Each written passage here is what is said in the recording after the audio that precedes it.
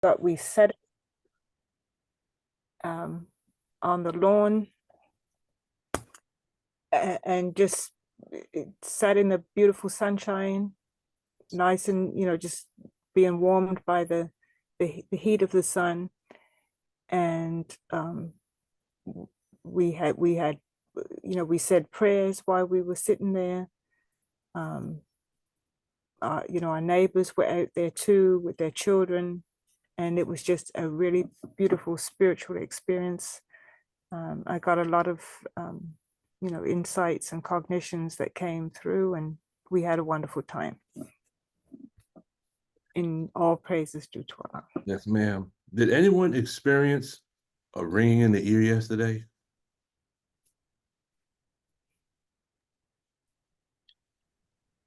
I did, but it wasn't around the eclipse time. It was later in the day. I had it before the eclipse. I never. You mute, Sis Anya. You're muted. How did you know I was talking if I was muted? You were about to say something, and then your phone muted. Oh. No, I'm not that psychic. I'm not that psychic. I don't know if it was a ringing. I never thought about it till you just said it, that it was something. And I just felt like I was tuned into something throughout the day. Yes, sir. Assalamu alaikum, Brother Rashid. Walaikum salam, family. How are you? By Allah's grace, I'm good. And yourself, brother? Another day above ground, brother. Yes, sir. I have a little clip I came across. See if I can get to it real quick. The minister, it's a little small clip, but I'm gonna not today, but I'm gonna parse this apart because there's a lot of good information in this. Let's see if I can pull this up real quick. While you're doing that, I just want to say a very special Assalamu alaikum greetings to my beloved sister Belinda. Oh, yes, ma'am. Wa alaikum salam. Praise be to Allah. Good to hear you and see you, sister. Yes, ma'am. See, that is it right there.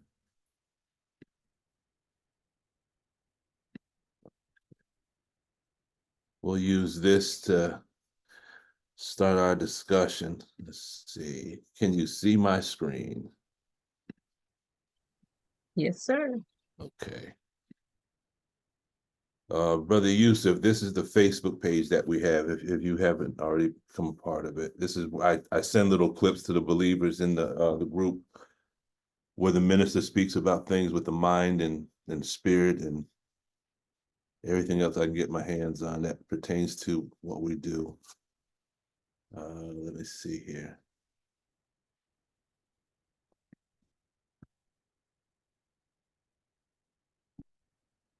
Okay. Talk about soul, heart, mind, strength, nous. The soul of an individual is the divine essence of God in man.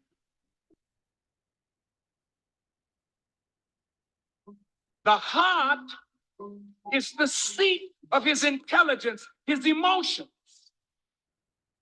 And the mind is the sum total of knowledge gained through the totality of his or her life experiences. My brothers who's psychologists and psychiatrists, you can't deal effectively with the mind until you can work on the purification of the heart and begin the restoration of the soul. There's a relationship between the head and the heart. And there's a relationship between the soul and the spiritual heart of the human being. If that's not the tech, then I don't know what it is.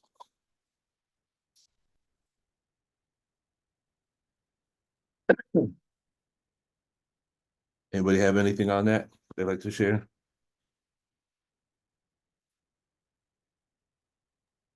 Yes, sir, brother Lukman. No, it is the tech in a nutshell. But I mean, it starts with dealing with the purification of the heart, and this is the essence of, I feel, what we go through as believers that we don't understand. That, you know, most Muhammad in 1974, he said, "Operate on a nation." Uh-huh. So operate on a nation has to deal with the purification of our heart through trials. Because like you said, there's ancestral engrams that passed on the system. I dealt with that yesterday, that it's not, might not be her engrams, might be others' engrams from her predecessors that, you know, Allah knows exist inside of us like a Leviathan. And these trials that we go through are a prerequisite to purify our hearts, so the mind, the heart, and the soul can be one. You know, each of us have unique circumstances and situations that we go through that have been traumatizing, growing up in this, under this beast. And in order for Allah to sift us and bring it out of us, he has to cause circumstances in order for us to see it, deal with it, and to grow closer and closer to him. So I'm just gonna leave it like that. Yes, sir. Thank you. There was a key word that he used at the very beginning. He talked about the mind, the heart, and the soul, and then he said the word nafs. Did you hear when he said the word nafs? Yes, sir.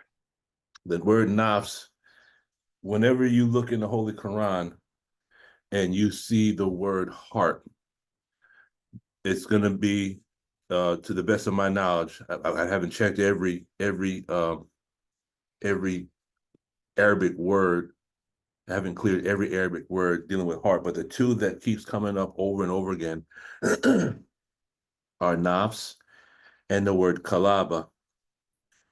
And when you go into an Arabic dictionary, both the word nafs and kalaba speak of the mind, the heart, and the soul.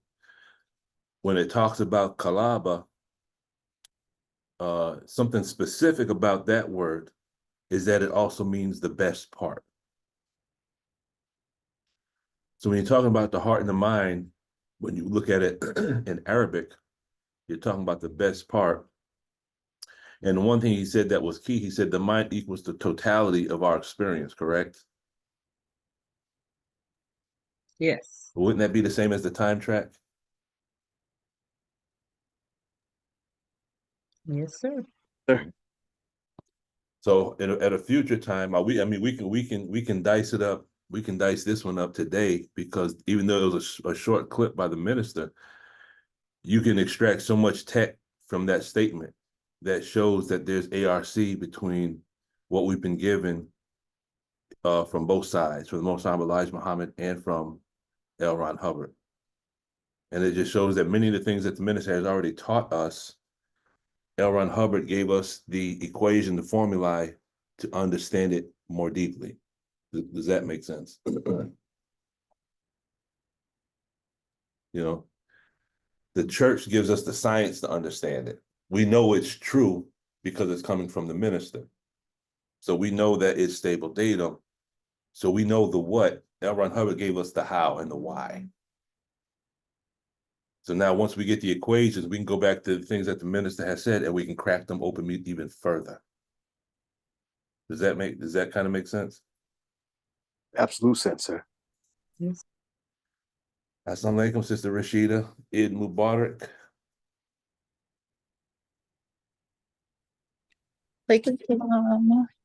How are you? Good. Good. Praise be to Allah. Glad to have you with us for this last day. Yes, thank you. Anyone else? I'm waiting to hear your cognitions, your thoughts, your postulates, what Allah has blessed you to receive over these 30 days, and how can we make it applicable to the tech? So the floor is open.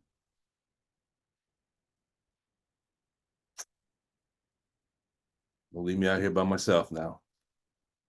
No, I just, you know, it's not, I'm long with it, brother, but I'll just try to respect everybody. That's okay. Well, if it gets too long, brother, we'll just shorten it up a little bit and we'll spread it apart in pieces. We'll you know, what's the word? We'll what's the word I'm looking for? We'll just cut it into pieces and stretch it out a little bit. Go ahead, brother. And, to be honest, so like, you know, I came into the nation in 1998. And now I'm in 2024. I really starting to see like the importance of the armed missiles, Farrakhan. So as we get closer and closer to the time, I get more nervous because each and every one of us on this call, ultimate aim is to make it into the kingdom of God on earth. We've made tremendous sacrifices. We've given up so much. I mean, Brother Waheed started from the beginning, like giving up so much of his time, his energy, his resources to the resurrection of Black people. So the ultimate test we have to pass, that the brothers and sisters didn't pass in the first, man, we have to pass the crucifixion and ascension of the Honorable Minister Louis Farrakhan. And sometimes I get nervous. I think I'm strong, but based on past circumstances, I've got weak in a lot of areas. Like I'm very, very emotional, as you can see. So it's like, I have to be able to deal with the energy of the man of God who has given me life, be able to deal with the propaganda, the lies, the deceit, and the enemy is going to make it appear that our man is dead. Now, there's so much technology out here. They have Photoshop, they have green screen, you could place a face on this person, they have voice manipulation. Elon Musk has voice manipulation. So they're going to use every facet of technology to deceive the believers into thinking that our Father did not go to his promised destination, which is the mother plane. Now, when you're in a certain mood affects your perception of reality. It's dealt with that in Closing the Gap. So each of us, we are going to be tried by what we truly love to see if we love God more than those desired things we love. And our emotions are going to be challenged to the maximum. See, Peter said, Father, I will never leave you. Jesus said, you're going to deny me thrice. Mm-hmm. So some of us, we might think that we are so strong and rooted in this thing that we'll never deny the man of God, right? Mm-hmm. But when there's certain pressures applied on you and you're afraid of your life or you're afraid of certain circumstances, that is the ultimate test that do I really love him the way I say I love him? Peter was afraid because he thought his life was in jeopardy. So it said in the book that a damsel came to him and said, aren't you with the Jesus or are you with Farrakhan? And a damsel is like a woman who is like a young girl. She was so unassuming, so innocent, but she recognized Peter. And Peter was so nervous at the damsel asking him. He was like, I don't know the man. Will I do that during this time? Because if I deny the man that gave me life because I'm afraid, I feel that all my sacrifice will be in vain and I won't make it to the other side, man. Because all doors roll through Minister Farrakhan. We have to be able to maintain faith, maintain calmness. Don't let the propaganda of the enemy allow us to rile our emotions, to say something and do something contrary to faith. And we must be able to maintain our oil, which means our righteousness, until he returns. I don't know where I stand, bro. Certain trials I've passed in my life in regards to maintain my righteousness, but certain trials like the passing of my brother who was killed 30 years ago by a car accident, that he got hit by a car at the fire hydrant. Obviously, I didn't get cleared with that. So when my mom passed away, it just totally messed me up. So pretty much, long shot. Do we all trust Allah, Master Prophet Muhammad, that even though things happen and things occur in our lives that we might understand and give us pain, will we be able to hold on to the man of God until he returns? So I'm trying to figure myself, am I really a believer, or do I have hypocrisy in me? Am I really a believer, or I'm going to be like in the Quran, I'm inclined heavily to my house because I'm afraid.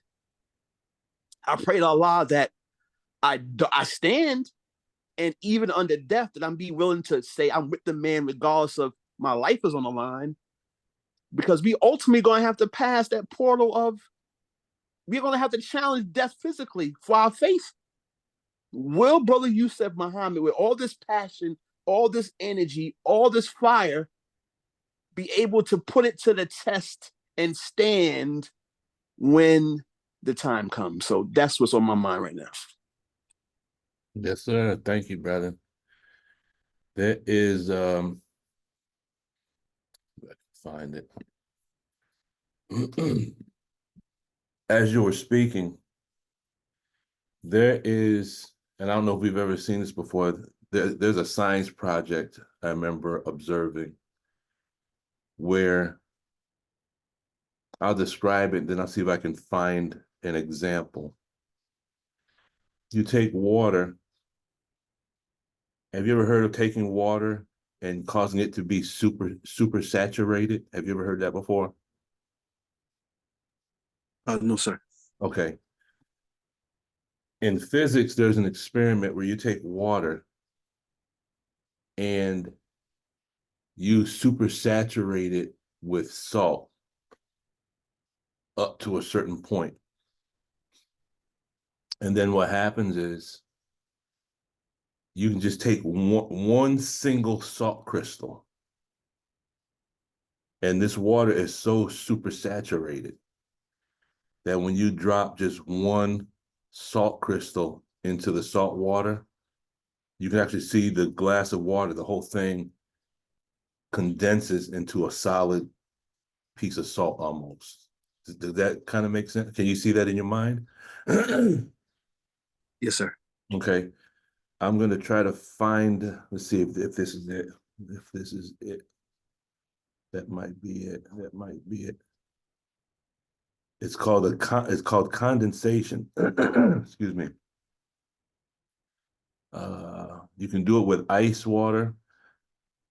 Sometimes if you buy a bottle of pure spring water, you put it in the freezer for a certain amount of time, you put it out on the counter, just by touching it, it'll actually form one solid piece of ice. That's called condensation. Let me see if I can find this real quick.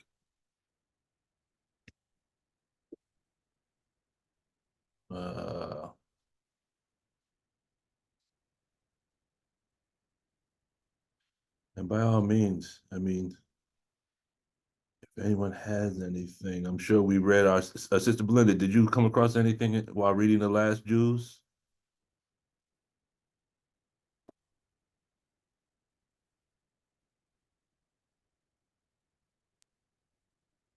I'm sorry, I was trying to get off mute. Okay. No, but of course, yesterday's reading with the resurrection and talking about the eclipse, I probably missed that conversation that you all had. Uh-huh. But so far, nothing for part 30. I'm going over it. So I don't think, did we discuss the eclipse yesterday? I don't think we did. No, because it hadn't happened yet. Yeah. Let's see. Give me one second. Okay. Give me 1 second. Sister Ani, did you have something you wanted to share with us?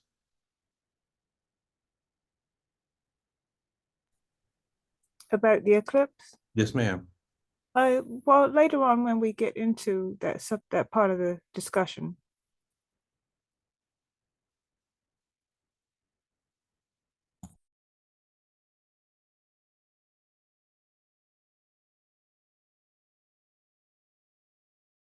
Really quick, I'm gonna add one tiny seed crystal. I'm not sure if you can see on the tip of that.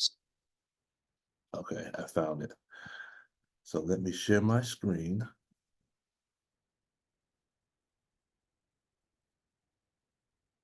Everyone can see my screen, correct?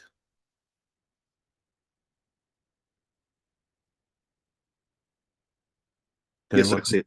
Okay, so to kind of set the stage, it's an experiment that's done in chemistry where you take a liquid and you bring it to a point of what's called supersaturation. And then once it's supersaturated, it's supersaturated to the point where if you just add one little single particulate, the whole thing starts to solidify, okay?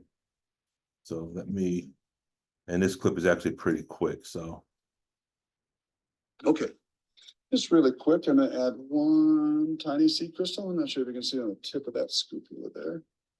All right, at the tip, we're gonna add that to my supersaturated solution of sodium acetate. And we will see it go from a supersaturated state to a saturated state in just a few seconds. Isn't that cool? So we see that the sodium and acetate ions recognize the crystalline structure of that seed crystal I just added. And they add to it. And we form one big crystal. Now when I tilt this to the side, you can see it looks like a big chunk of ice, doesn't it? So now we're back. There's a little bit of water in there. You might be able to see it, but we're back to our saturated state right now. So Okay. Everybody saw that, right? That's fascinating.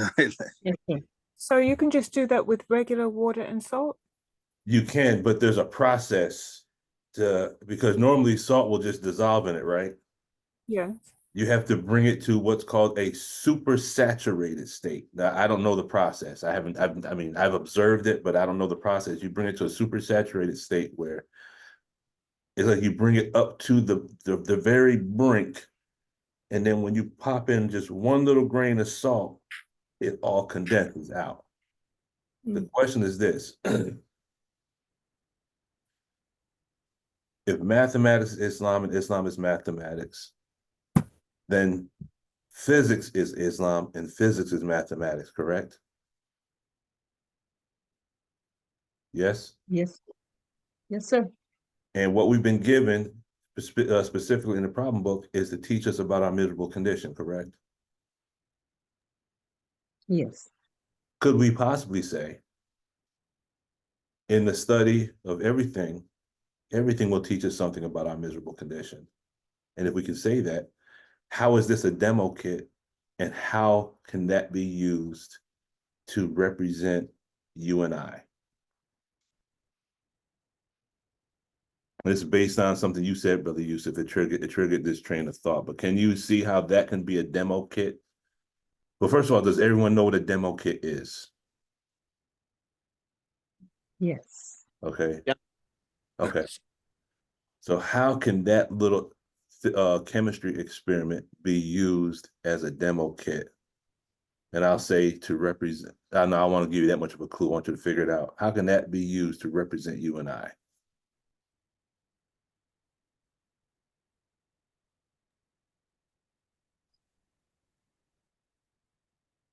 Sister Belinda's wheels are turning.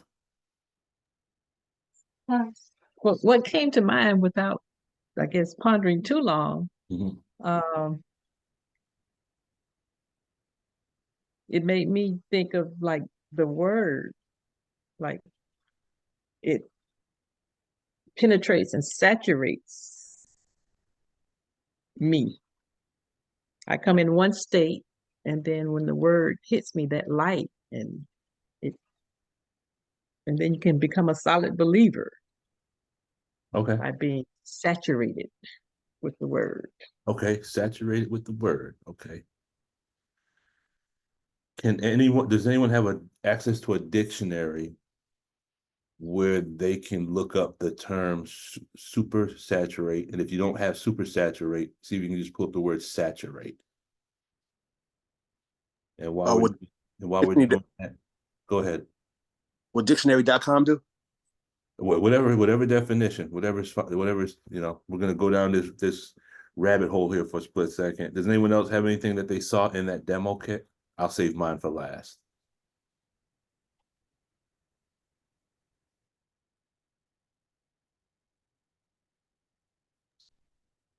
I have a supersaturated one definition. Okay, let's hear it. Increase the concentration of Mm-hmm. beyond saturation point. Mm-hmm. Okay. So what that tells us is when you have in chemistry you have what's called a solvent and a solute. So the solvent would be the liquid and the solute is what's dissolved in that. Does that make sense? And that produces a solution, SOLUTION, correct? Yes, sir. Okay, so a solution, a liquid, consists of the solvent and the solute. Now, interesting thing is this. The other day I was writing something down and I wrote down the word solution accidentally by design, but I spelled it SOUL, solution. And then I was about to erase it. I said, no, there's a reason why that came out like that. A lot of teachers, man by the pen, what man knew not, right? That's right. So I said, okay, SOULution. And so now, when you take that image and you saw that bottle with the liquid in it, you could say that water that looks just like regular water, correct? Correct. So on face value, it didn't look like anything was going on. But what you couldn't see is that water was so saturated past its point, it was one granule away from condensing. Now, look up the word condense.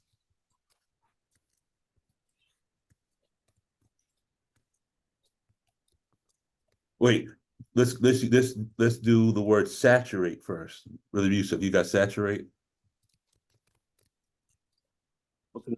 Saturate, to cause to unite with the greatest possible amount of another substance through solution, chemical combination, or the like. Okay, keep going.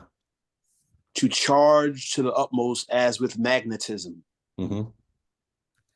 To become saturated, saturated. You got more? Wait, see more definitions. So let me see. Remember, Brother Jabril said, when you look at all the definitions, go to the deeper ones. I had to open up more definitions. Okay, oh, that's fine. That's fine. To soak, to impregnate or imbue thoroughly or completely. To destroy a target completely with bombs and missiles. To things over a target area that the defensive electronic tracking equipment becomes ineffective. To furnish a market with goods to its full purchasing capacity. Saturate. Could a person be saturated by emotion? Absolutely. If someone has the word condense? Condense. Condense.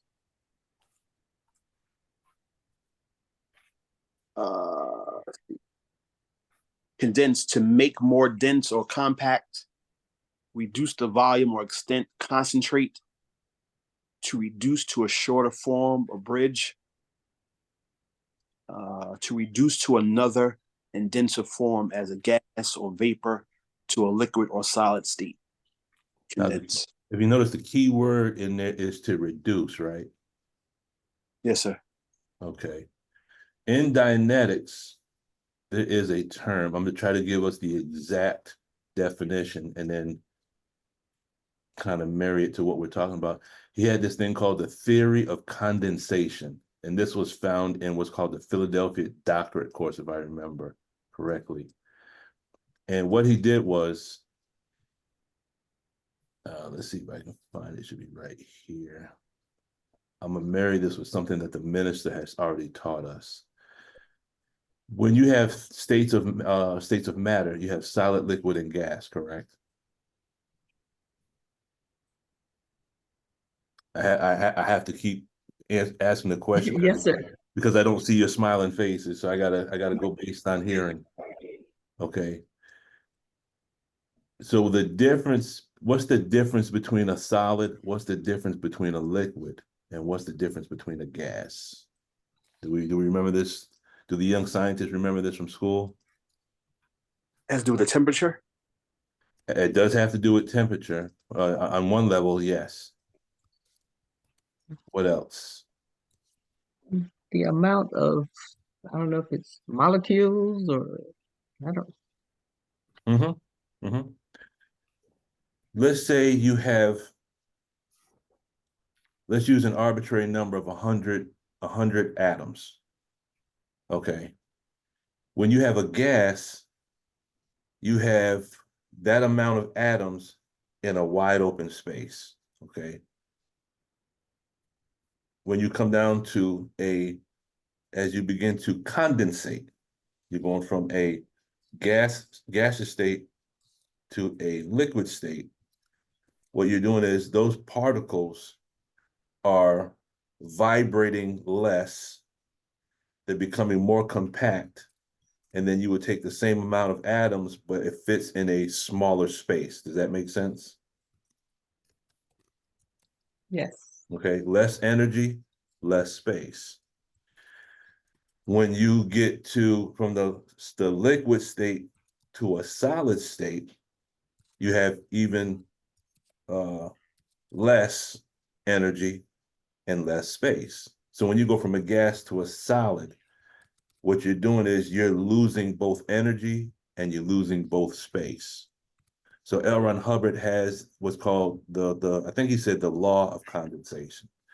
And what he used that to describe is that what makes a person aberrated is when they begin to lose space.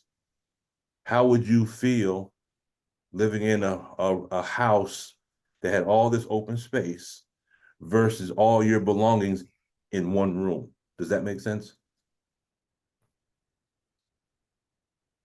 Doesn't that you get what's called claustrophobia? Yes, sir. Okay, it's less space. So it's kind of like, and it lines up with the minister when he teaches us about solid, liquid, gas, but he uses animal, human, and divine, right? Yes. Okay.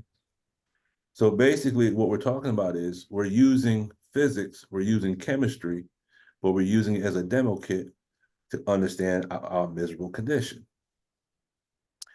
When you looked at that flask with the water in it, on face value, it just looked like regular water. You couldn't tell anything else about that just by looking at it, correct? But just one little particulate caused it to go from a liquid to a solid immediately, correct? Yes, sir. Okay. Sir. Now imagine that flask being the believer. Outwardly, the believer looks like nothing's wrong. But we don't realize that the believer has so many things saturated emotionally in them.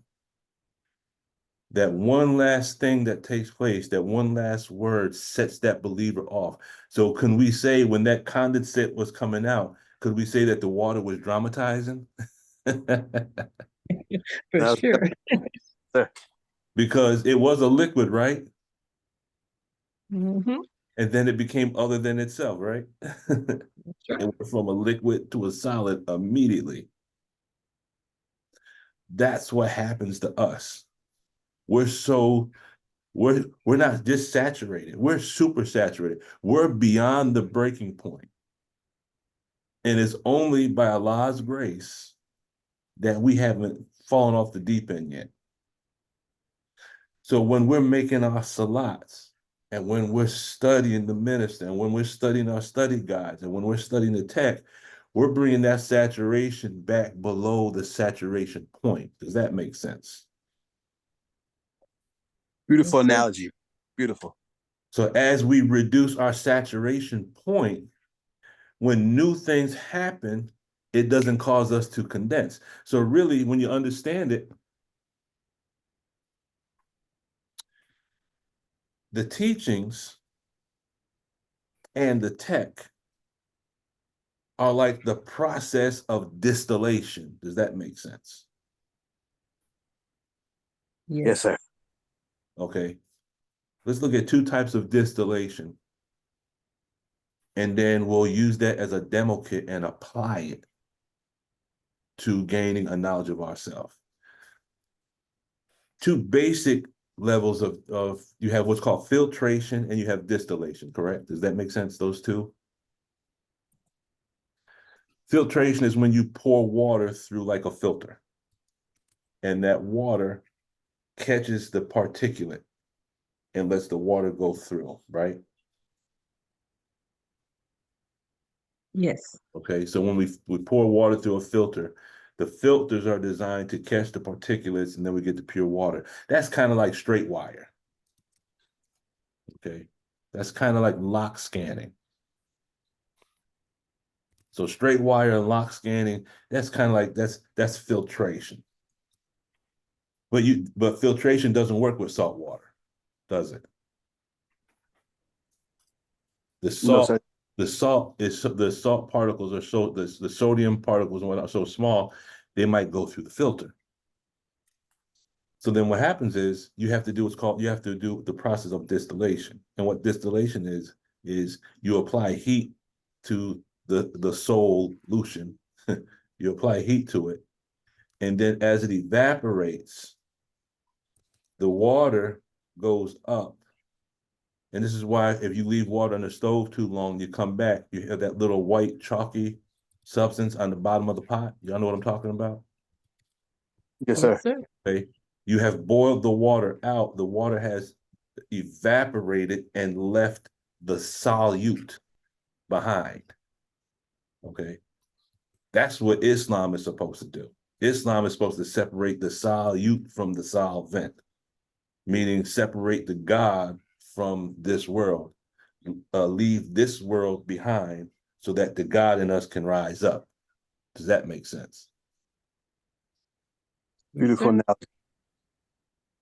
So when you look at this condensation that we saw, that's a perfect example of why. And there was something you said, Brother Yusuf, that triggered this thought. Why we have to obey the minister, study the tech, because there's some grief coming down the road that if we're applying the work now to get ourselves below the saturation point, then when the new grief comes, we're still well below the saturation point. It won't affect us as much. Making our salats is reducing our saturation point. Studying the self-improvement study guides is reducing our saturation points. And this is why if we miss our prayers over a certain amount of time, it just seems like we just get this funky attitude. Why? Because we're super saturated.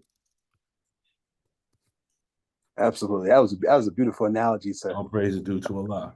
And that to deal with that dynamic. So it just, I had watched this movie years ago. I think it was a Quentin Tarantino movie, and it was like a real morbid movie where like they was in a church and then everybody pulled out their cell phones and like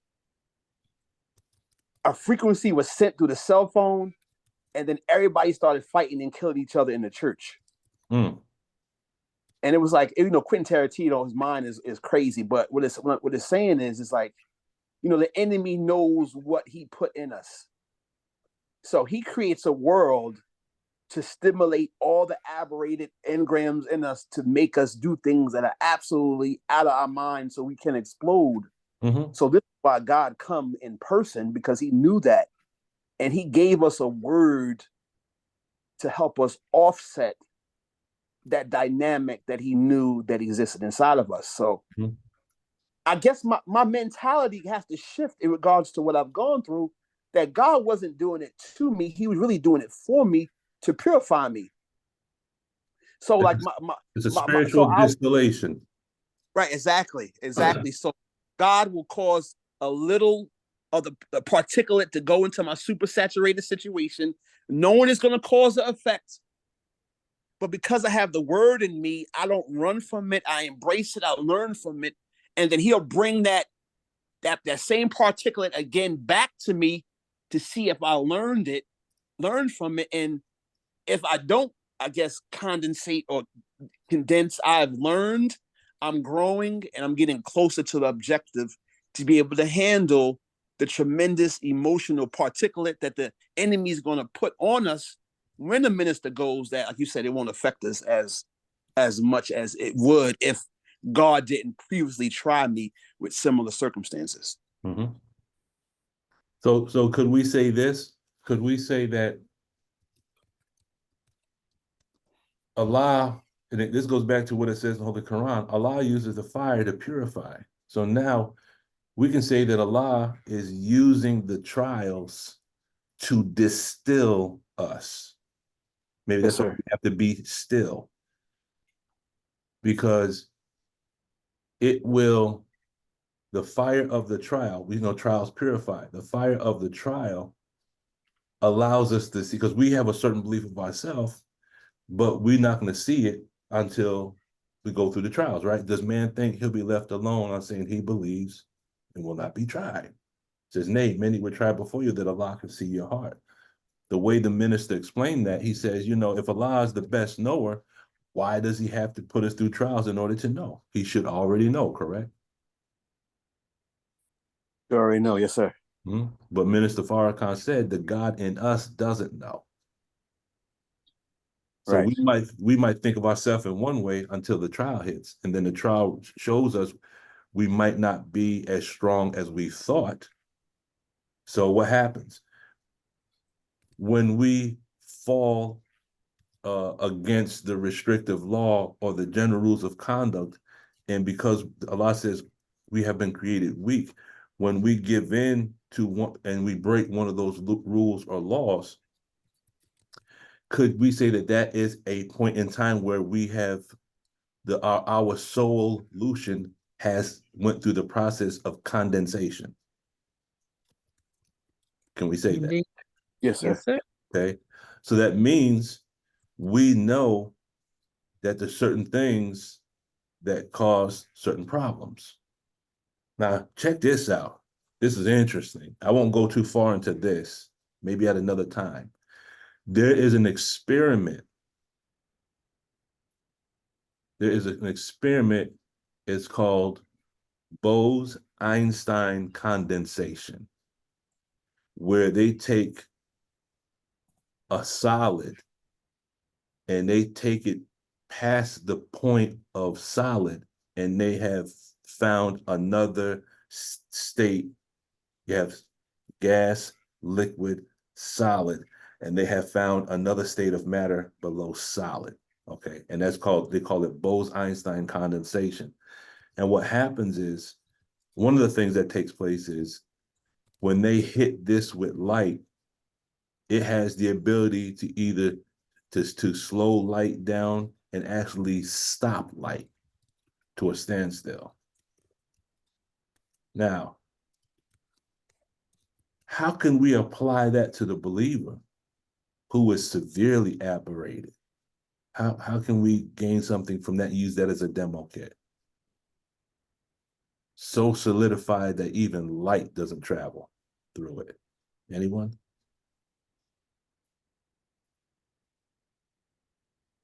No takers? Repeat the question again, Brother Luke. My daughter was trying to tell me something. I'm sorry. There's another state of matter below solid. You have gas, you have liquid, you have solid. In physics, there's another state below that. As you approach absolute zero, they have found another state. They call it Bose-Einstein Condensation. It's named after two scientists. You know who Einstein is, but there's another scientist by the name of Bose-Einstein Condensation. And when they have reduced matter down to this state beyond solid, they have tried to shoot light through it, and it actually causes light to slow down, and they can hold light, a light particle, at a standstill, meaning this is so dense that even light can't travel through it.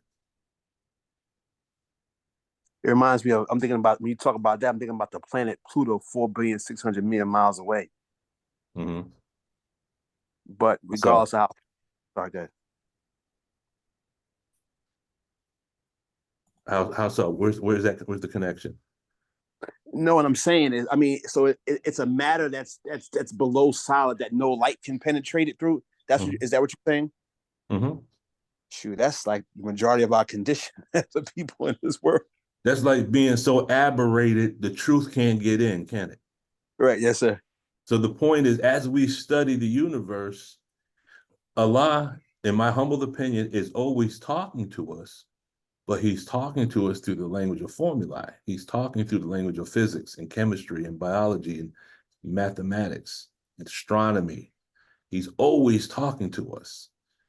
But when you have a communication, you have a source point, you have an intention, and you have the information. The information has to be received with the right intention, and then it has to be duplicated, correct?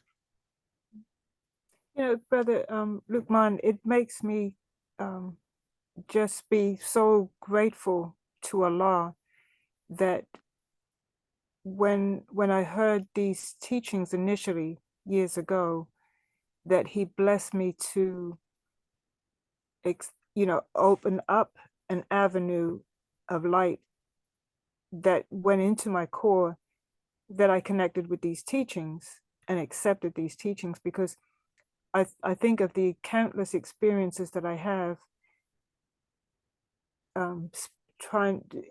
speaking this word to friends and family members. And, you know, I can think of recent conversations with family members who, you know, they're some of them go to church and some of them don't, but they're all believers in God. And most of them would say that they're of the Christian persuasion. So when you direct them to the minister's words, when he breaks a subject down and makes it so plain, we use the phrase that even a fool would understand it. And I can see them struggling with it, because you can see that something is penetrating, but what the viewpoint that they've been saturated with from the false Christian perspective, it just keeps bouncing back, and it can't penetrate all the way through, because they just put up that block again and revert right back to Christianity. And even if you use the sales technique, which my husband, Brother Wahid, you know, comes from a sales and marketing background and was a super salesman back in his day. You know, he often teaches on that principle, that if you can get the person constantly agreeing with you as you're explaining to them the what is it, Wahid, the benefits and some other word he uses, the benefits and something else. And so you're going through all of their objections, knocking them down one by one, and you've got them agreeing with you on every point. So now at that point, all you have to do now is just close the sale, you know, close the deal. So that's with the teachings, you get them agreeing on every point that the minister has made. And you think, aha, you know, you've got them, they've got it. And then they just come back with something, they've gone right back into that, you know, the white Jesus hanging on the cross philosophy. And you wonder, like, what happened? You know, why all of a sudden it seemed like they had it, that the light got into them, and now all of a sudden it just didn't, you know. So that's what it made me think of as I heard you say that about that Bose-Einstein, so dense of and you know, of a barrier that no light can get through. And that's what we're experiencing with what this enemy has done to our minds. Yes, ma'am. Thank you, Sister Anya. Sister Belinda, I did see your hand up. It was on the video, and it just made me think that was an excellent demo for the seen and the unseen. That was That's it. oh, go ahead. I'm sorry. You got something else? No, I'm saying that was it. Okay. This is what we mean when we say that the universe is Allah's demo kit. Allah is speaking to us through the language of mathematics, physics, and science. If we're not studying mathematics, physics, and science, then we're not completing the cycle of calm. Does that make sense? Yes, sir. There's a cycle of communication. Like, for example, last night when we had this fire, for those that are coming on, this is what I look like 100 miles of bad road right now. We had a real big fire here in Newburgh. So what happens is, if the dispatch contacts me and they say, Engine 3, we need you to respond to 53 Carter Street, that's the start of the cycle of communication. I'm on the other side of the radio. I say, Engine 3 responding, 57 Carter Street. So I'm acknowledging the call, and I'm completing this cycle of communication to show them I've received it. And by my communication to you, that completes the cycle. Does that make sense? Yes, sir. Okay. Because if they say Engine 1 respond 53 Carter Street, and I say Engine 1 received responding to 67 Smith Street, well, there's something wrong with that cycle of communication, correct?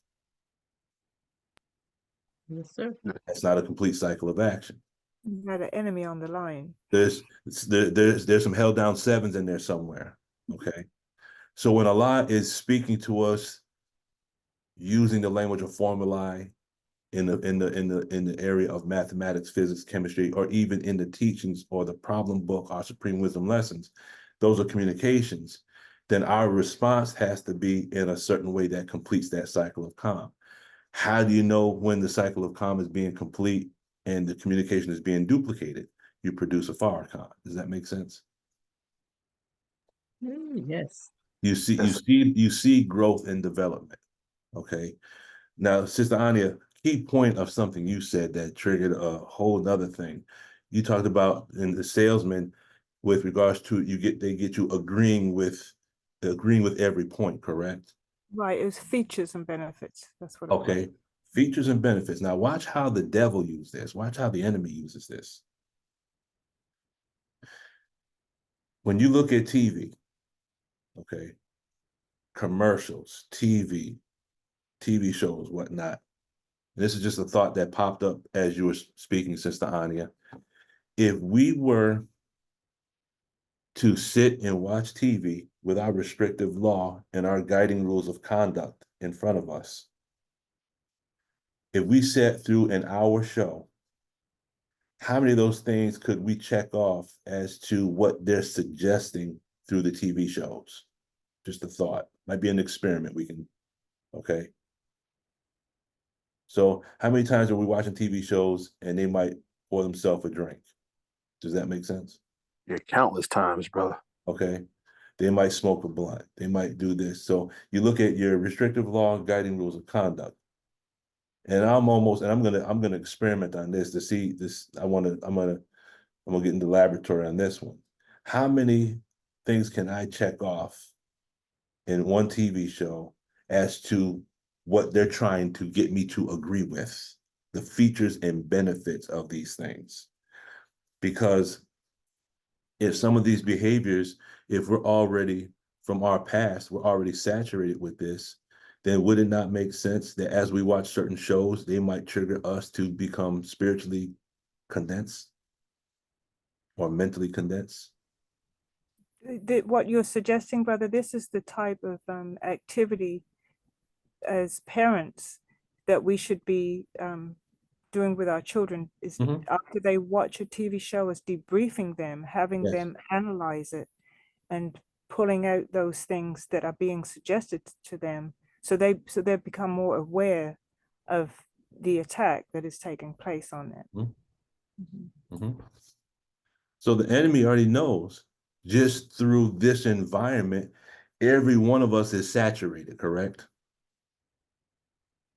Yes, sir. But we're all saturated with a different substance. So the enemy provides a substance that contains that which will touch each and every one of us. And if those things can touch us and get us back past our supersaturation point, because our SOULution is so full of these things, then certain shows or commercials we could see might call that condensate. We're sitting there, and especially during Ramadan, we're sitting there watching the show. Next thing you know, you see that damn, I hate that damn Burger King commercial. Like, it makes me sick. But it's just these commercials come up, they have these jingles, and then as you're going from point A to point E, the jingle just pops up in your head. Have you ever had a song or something that popped in your head and you couldn't get that thing out? Yeah, he's mastered the psychology of he just mastered that psychology to stimulate us. We get re-stimulated. That's the re-stimulator is like that piece of salt that you put in something that's super saturated. Next thing you know, you're either on your way to work, on your way home, and the car goes on autopilot and you pull off into the parking lot of McDonald's. Like autopilot, I like that. It's just like, wait, I have no intention of going to McDonald's. Next thing you know, the car is turning. It's like we become like a puppet on the string, correct? And now it's to the point that they don't even have to put the words or images in there.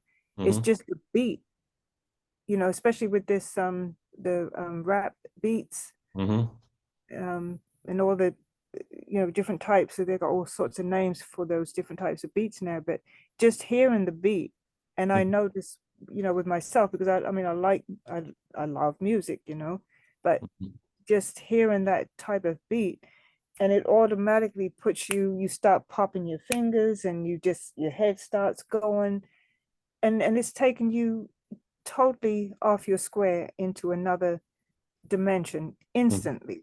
And then you realize you have to quickly get 3 seconds to get yourself out of it. 3 seconds. That's right. Caught in that web.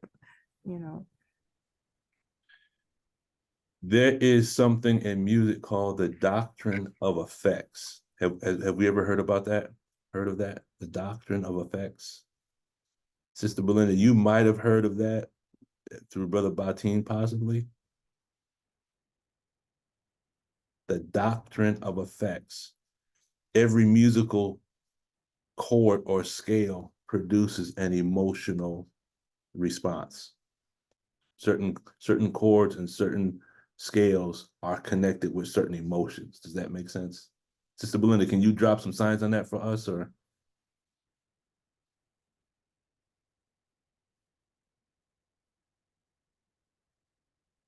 No. Okay, what was it called again, brother? It's called the doctrine of effects. AFFECTS. Brother Luke, I went to a lecture of Dr. Wesley, and he was dealing with sound frequency and dealing with different hertz and megahertz. Yes.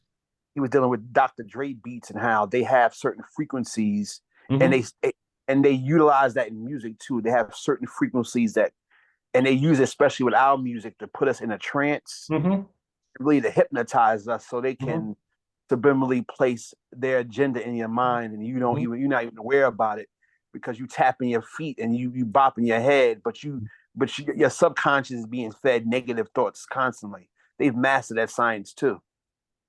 So they're using music frequency. It's a little bit different, but there's some similarities. Okay, yes, ma'am. They're using so it's like music frequencies to do what?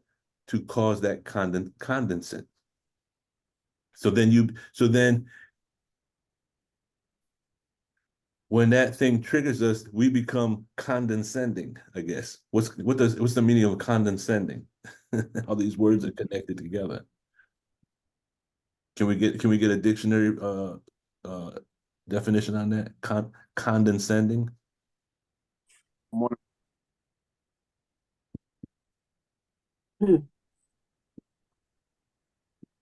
Assalamu alaikum, Sister Tina. Walaikum salam, Lukman and family. I'm just coming in, but can I chime in on this part right here? Of course. It's making me think about what it says in the problem book in point 25, what we went over yesterday.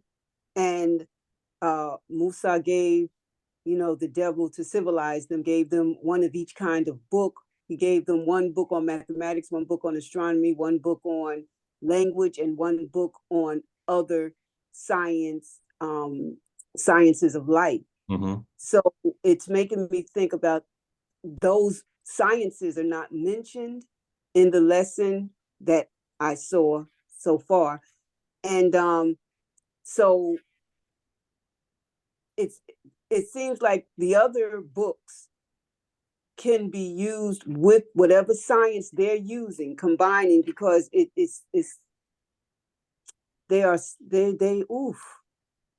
just are so wise. So whatever book of sciences of life that they were given, I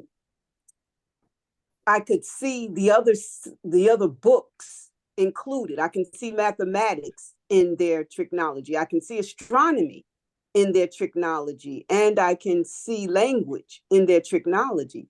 So I'm wondering, like science of the mind. And that's why L. Ron Hubbard is so important with his science, his modern, modern science of the mind, dealing with the Dianetics to civilize his people and us, help civilize us. Yes, ma'am. Yeah. Thank you.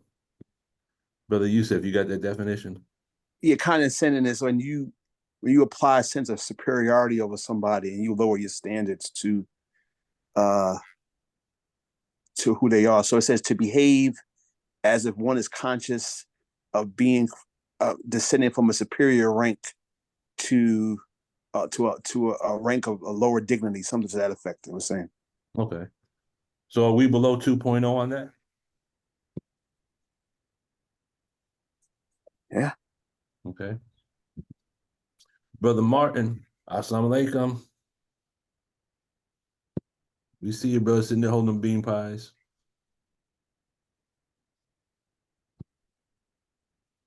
Maybe you stepped away. That's all right. Well, like salam, brother Lukman and family. Yes, sir. Yes, sir. I was gonna raise my hand and comment when I got finished driving, was able to pull over. Oh, yes, I think the term of music was trap music. Oh, that's traps your mind into that beat in space and time. That was the one I was trying to think of. Yes, sir. Salam alaikum. And that type of music too, I notice when it comes on, if I'm driving and it comes on, it alters the way you drive. It's like now you think you're in a muscle car and you speed up and you just going with, it's like yes, ma'am. Yes, ma'am. Oh, you notice it too, brother? Yes, ma'am. Actually, a quick story. I actually have a muscle car, and I didn't even realize I was doing 99 going down the guard to the state trooper that was in the same car, pulled me over. Salam alaikum. Yeah. Okay. So it's just a bearer of witness. And then, but look, it reminds me that when you deal with that water, that how they have the experiment with the ice in regards to certain music cracks and classical. It keeps it still or whatever. It produces beautiful crystals, but when you apply music that would be considered dissonant, it produces almost what looks like grotesque faces, and the crystals are imbalanced. It's just showing that the music and the frequency, the water has a way of storing energy and intention. And then the question is, if our body is 75% water and we're speaking bad to ourselves or other people, what are we doing to our own water and to the water of the person that we're speaking to? There's something to think about. And that's just one avenue that the enemy uses to take us our dean and our square. Because if sound travels at 1,120 feet per second, light travels at 186,000 miles per second. What are they doing with that science to visually take us off the path? That's why they the devil, bro. That's why back in the day they had to stop doing this, but just because we were told they had to stop doesn't necessarily mean they did. Back in the day when they were producing movies, they might put one frame in every 100 frames or whatnot, and it was a frame that said buy more popcorn. And it would go by so fast, your conscious mind wouldn't see it, but the subconscious mind would see it. And by doing that, they would use that to increase the sales at the snack bar. Did you ever hear that before? No, I've heard that before. Yes, sir. Yeah, that's how they would put those little it's called subliminal suggestions into the movies. Now they're just doing it on TV. It's called product placement. Right. Iron Man is sitting there killing villains. He turns around and drinks a Dr. Pepper. It's like, okay, what is that even necessary? Why we got to see Dr. Pepper? Because Dr. Pepper paid big money to have that product placed in the movie. No coincidence. Yeah, so there's so much to this. So first of all, like, you know, social media is used to galvanize our thinking, and we are so naive that we give the enemy our psyche so he knows how to manipulate us, because we tell the enemy everything that's going on around. And while we sleeping and don't think that we special, the enemy knows the time and is galvanizing all our information to really use it as a weapon against us, so we can't make it to the other side. But when Master Prophet Muhammad came to America, like, he didn't come for us to lose. He came for us to make it. But in order for us to make it, we have to be in strict obedience to his guidance through Elijah and through Farrakhan to make it to the other side. So I try to mathematically, so it's like I try to organize my Islam. As a Muslim, if I'm serious about making it, I have to spend more time on things like this, because you can't serve two masters. I have to have more time dealing with the teachings of the Most Honorable Muhammad than dealing with world affairs. If it's the other way around, I'm setting myself up for failure. So it's like if a person bathes 5 times a day or prays 5 times a day, his soul is clean. So if I'm not praying, I'm not studying, what am I doing?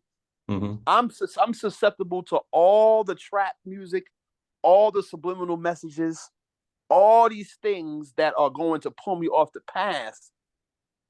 So it's imperative that we stay in this word and we stay being obedient to everything that Minister Farrakhan has given us in order to sustain our lives, our spiritual life. Yes, sir. Yes, sir. You know, when I'm driving, I refuse to listen to the radio.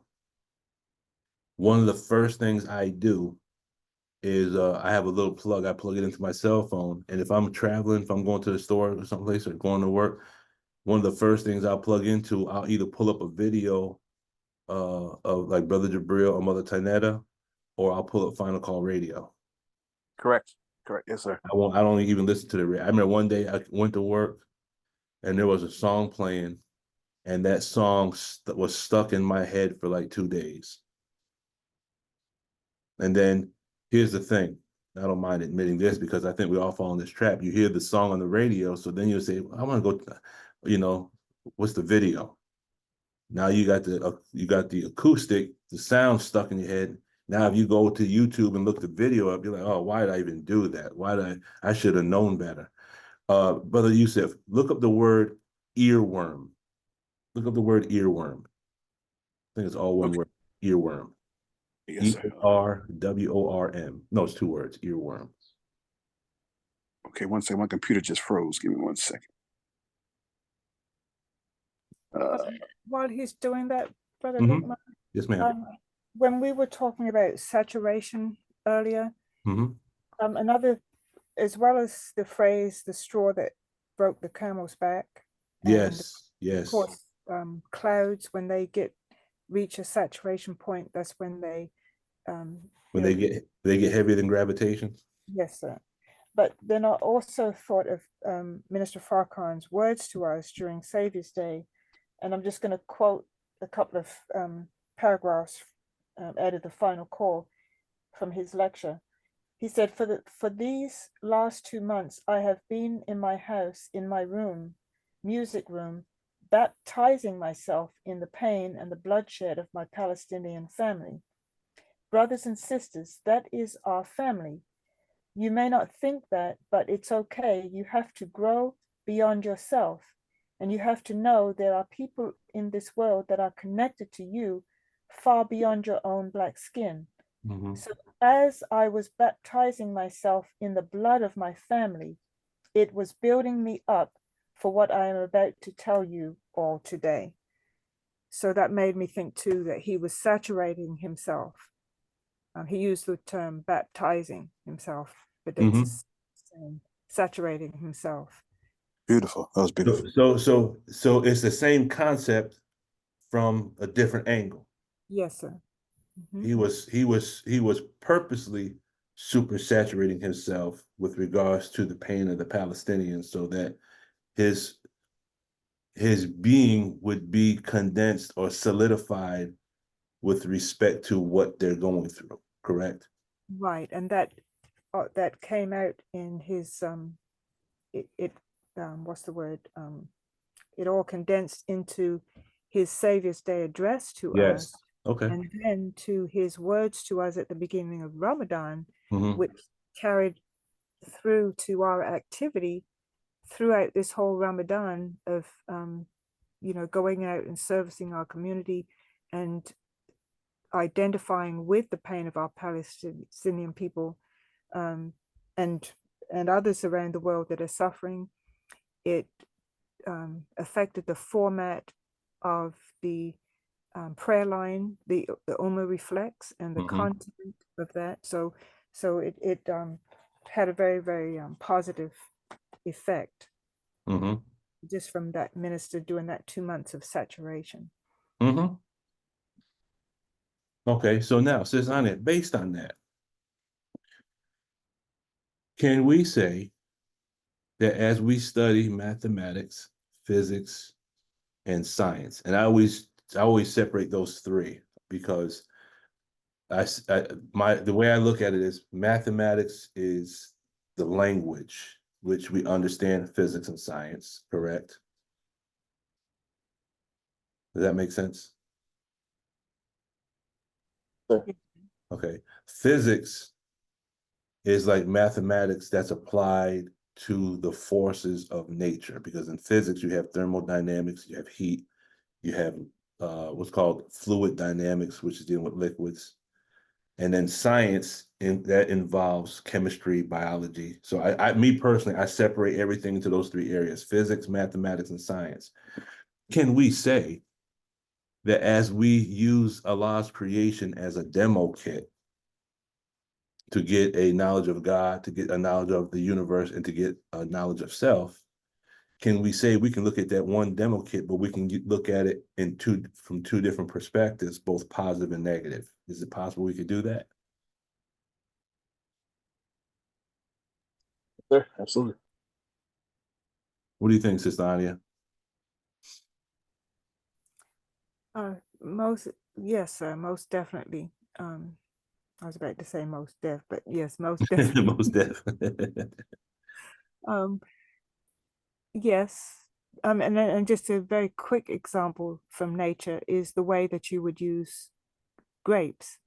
You know, you can make a delicious grape juice, or you can make wine, which is, can lead to harmful intoxication. So. You sound like you're speaking straight out the Holy Quran on that one. Praise be to Allah. Isn't there an ayat that says that? Yes, sir. It is. I'm trying to think of it right now. It's Allah says in the Holy Quran that and he creates things. It has a benefit, but the same thing that has a benefit can. Oh, I can't remember verbatim. See, now I gotta look it up.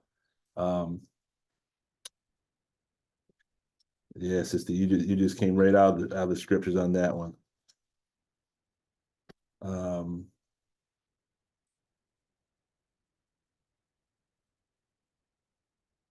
Let's see. The ayah is it 2:19? 2:19. Let's see. What you got, sister?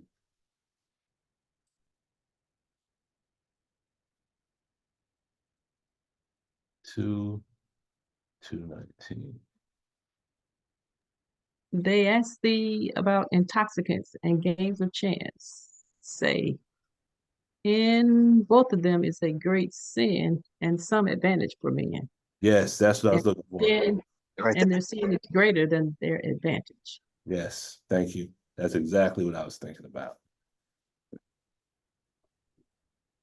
Sister Ani is becoming a walking Quran and she don't even know it. I'll walk. Yes. So then as we study, we can study something from the perspective and use it as a demo kit, because Sister Ani just used condensation from the perspective of showing the minister and the process he uses to do any lecture, really, you know. But then we were using it on the other spectrum. So Allah's creation gives us the formula for both, we could say, correct? Yes, sir. That's the truth. Praise be to Allah. If I can, so it's like, so when you read the scripture, right, and you was dealing with the law of substitution yesterday. That was brilliant, Brother Lukman. So when I use the law of substitution when I read the scripture. So anytime I see the word Lord, King, He, Him, Ruler, God, Jesus, even the prophets' names, and I substitute it with either Master Farad, Elijah, or Farrakhan, like the words of the Bible and the Quran have a whole. They just like walk off the page, in my opinion.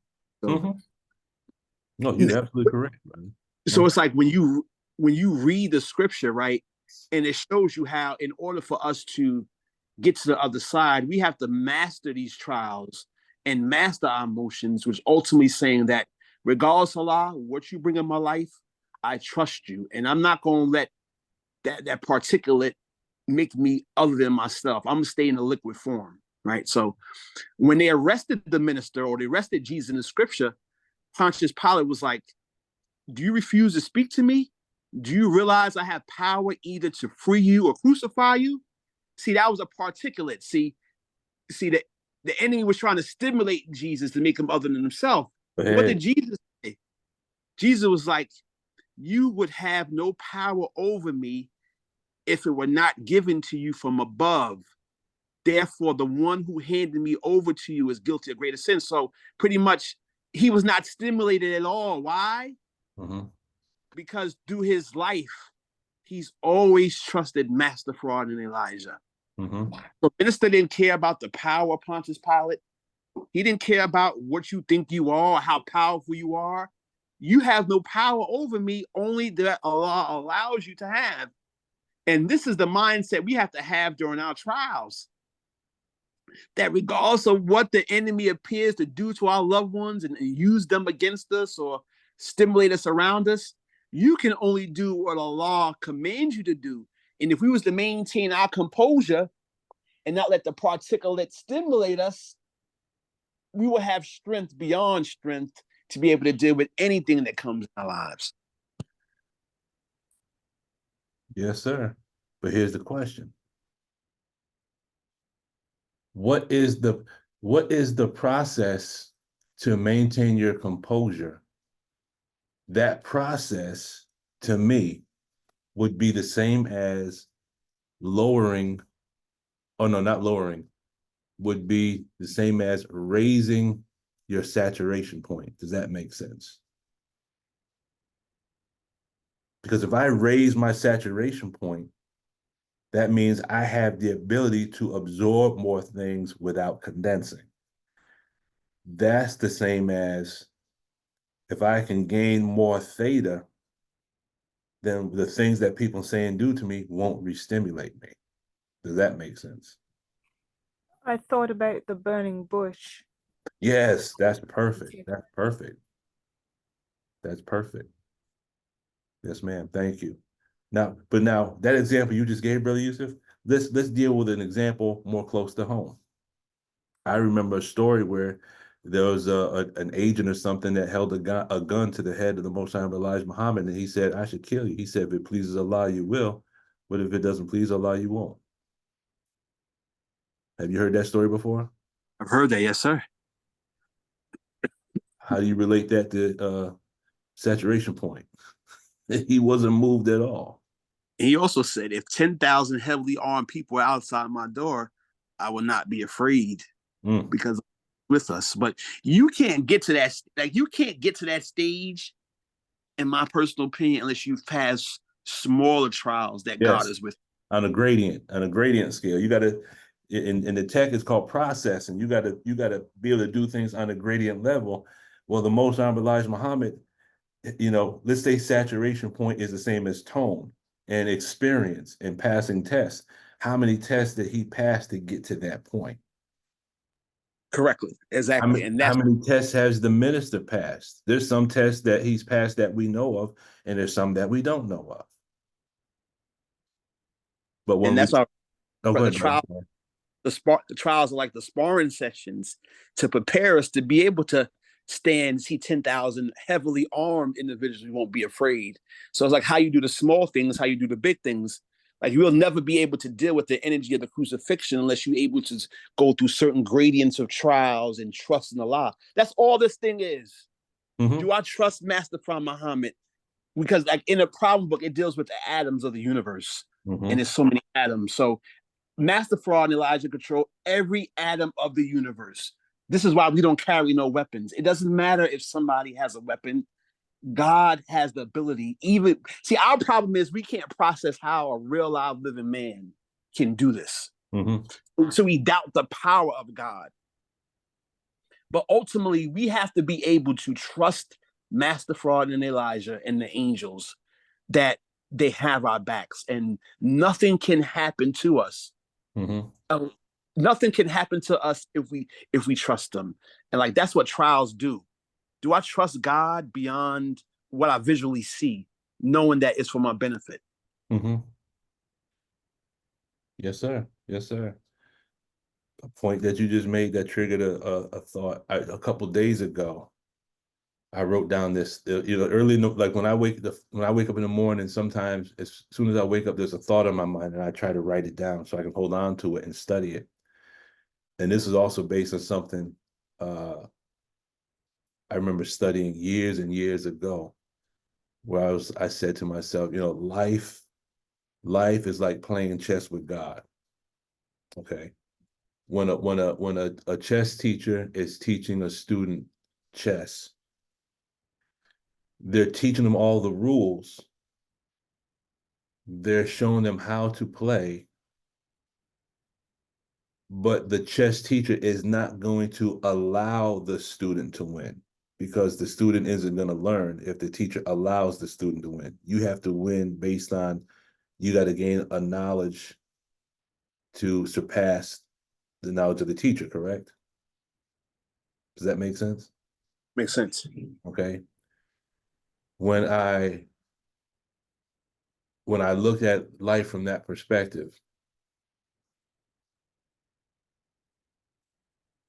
the people in our life that produce the trials, if I'm a believer, then the people that come into my life that cause the trials, that cause the disruptions, that cause the annoyances, those are nothing more than the chess pieces of Allah. Those individuals think they're controlling things, but they are in fact being controlled. Does that make sense? Absolutely. Absolutely. Great analogy. Yes, sir. So Allah is the one that's moving those people in my life that are causing the problems. But Allah is not bringing those people in my life because he's trying to checkmate me. He wants me to improve my game. Does that make sense? Allah wants me to be able to see the tactics that are taking place. And Perfect sense. And in chess, there's three types of defense that a person uses when you play chess. Three types of defense. One is called prophylactic or prophylaxis. And prophylaxis is a type of defense you play. You do certain things because you see the intention of the person and you defend against it before they can implement it. So you cut it off before they can start it. Then you have what's called the law of economy, where if you're attacked once, then you defend once. For every attack, you balance it with a defense. And then you have what's called overprotection. And overprotection is when a person attacks a point, you defend it with maybe 3 or 4 pieces. And then because you have so many pieces aimed at that point, you now use that point as a new means to counterattack. If Allah is the chess master and the people that come in my life are causing me problems, it's not because Allah is trying to defeat me. He wants to grow me into a chess master like himself, so I can see people coming before they come. I can prepare what I have to prepare for before they get there. I can confront them and overpower them and then eventually defeat them. Does that make sense? That's absolute sense. But the thing is, though, you have to remember, we forget that Allah is the chess master when the pieces are being moved. We take reactionary instead of being still. Yes. So it's like these words sound good, but do I remember all this wisdom when God moves a piece in my life? Like, do I remember that he is in control? And sometimes, and we all forget sometimes. Yeah, we do. Yes, sir. You're absolutely right. So we become reactionary and then we lose the valuable lesson. So I've learned in my life that I try to, like, when I get into those moments, I purposely try to leverage the teaching to my advantage. First of all, definitely go to prayer immediately, right? And then when I do, I tend to give to the number 2 poor when when somebody bothers me.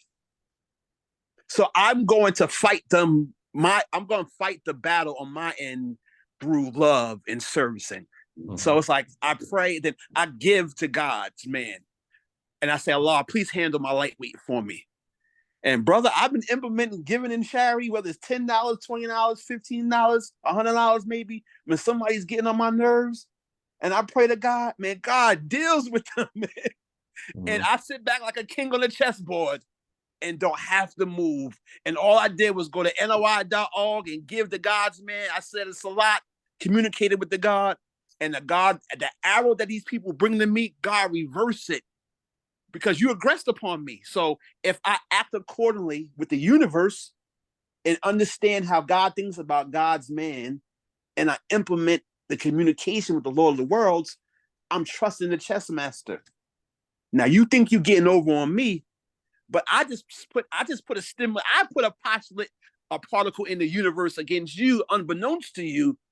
Now watch what God does for you just by showing love to God's man. So I try to implement those things to be able to be still through my emotions, so I don't let them affect me. And it's been working. All praise is due to Allah. You know, in the game of chess, you have what's called a post-mortem.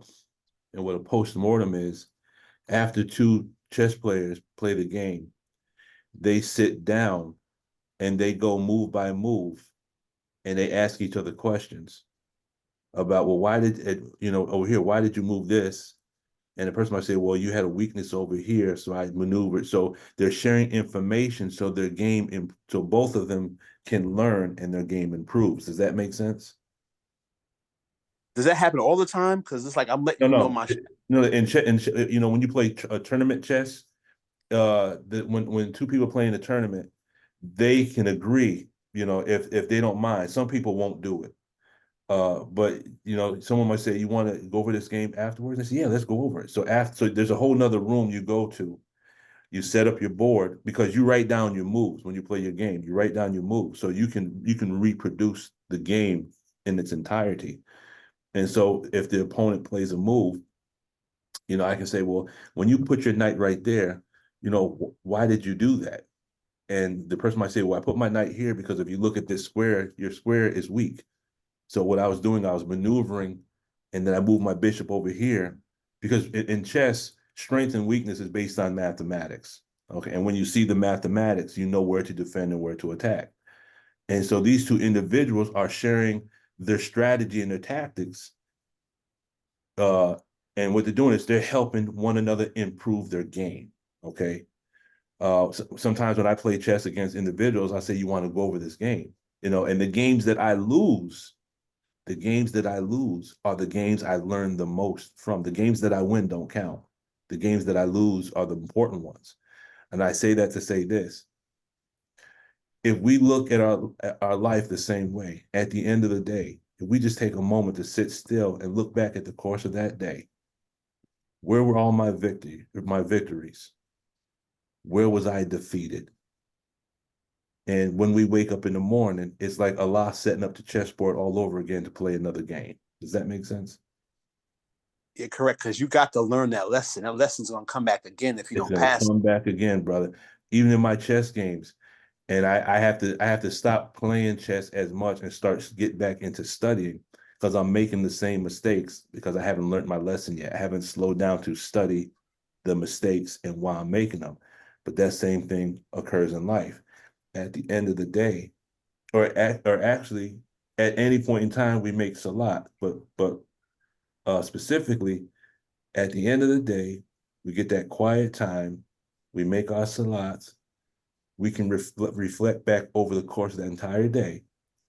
Where were all those points in the day that I had my victories? Where did I have my defeats?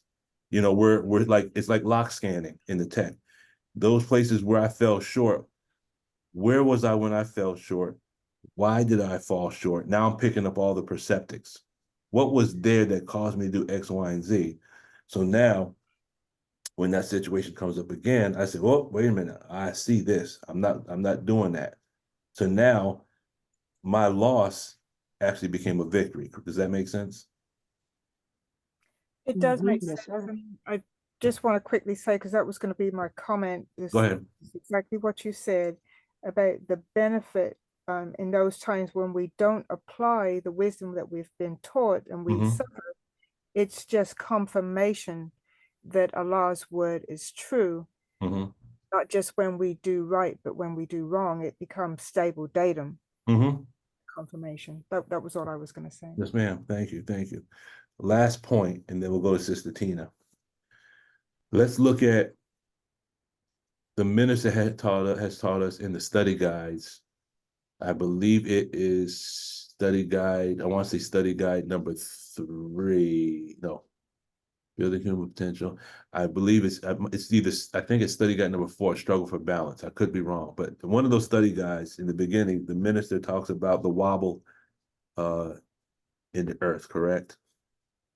Yes, sir. Okay, now this is going to go back to, again, something that Brother Yusuf had mentioned as well. The earth has a wobble.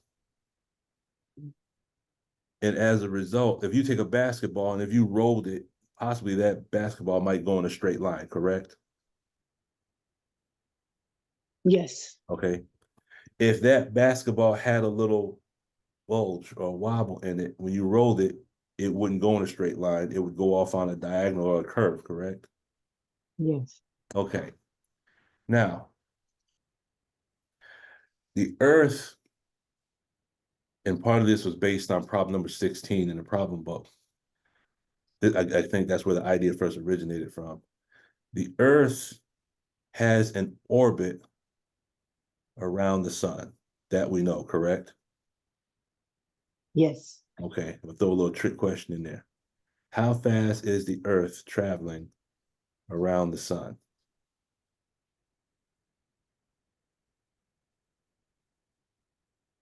Now you did that before, Brother Lukman. Then And you can't respond. You can't respond. Say someone else. You can't respond to this one. I'm sorry, sir. How fast is the Earth traveling around the sun?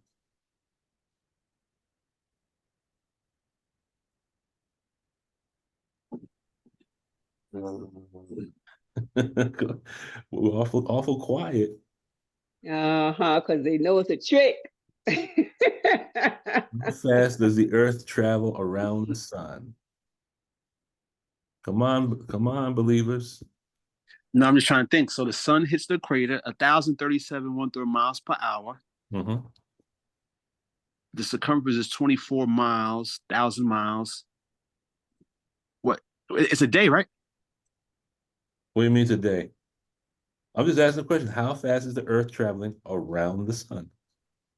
No, it takes a year. You didn't Okay. say how long. You said how fast. How fast, right? You're talking about time. I'm talking about velocity.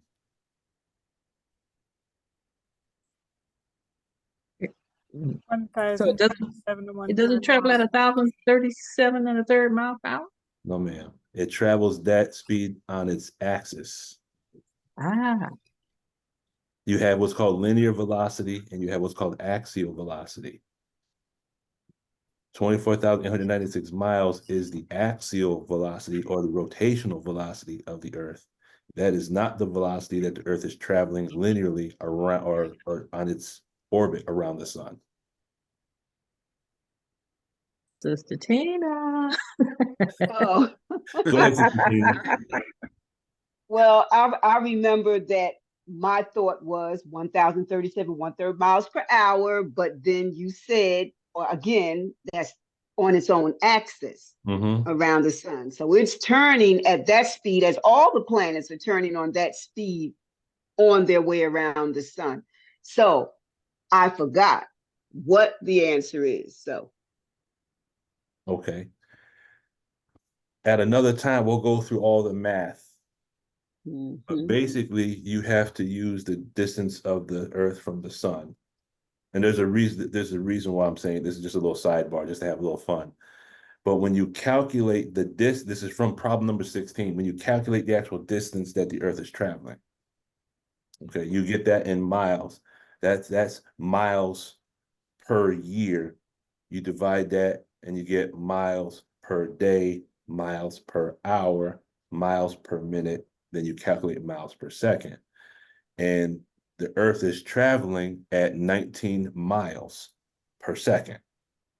It comes out to about 18.5, but you round up. Earth is traveling 19 miles per second. Okay.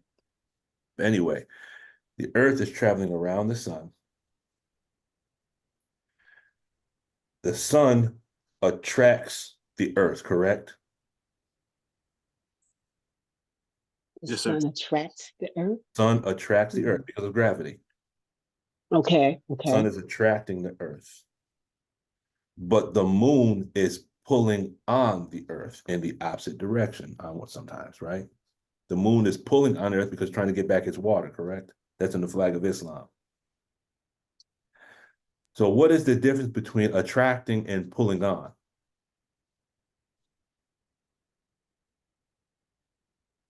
What's the difference between being attracted to something and something pulling on you? One, there's no resistance in attracting, right? But there's Right. resistance in pulling on. Yes, good point. So now what happens is the Earth has a wobble. Could we say that the Earth, if it was left alone on its wobble, would it maintain its orbit? If the moon wasn't present, the Earth has a wobble. It's not perfectly round. Would it maintain its orbit around the sun? It must, because it maintained it before the moon was separated. Okay.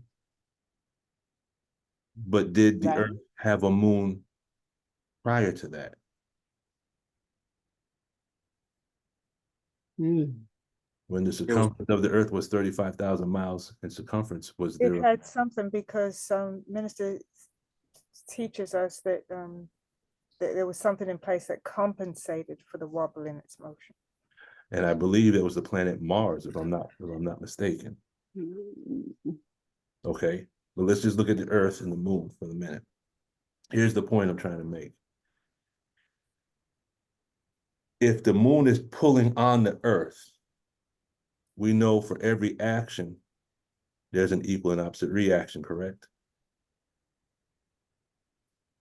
That's one of the laws.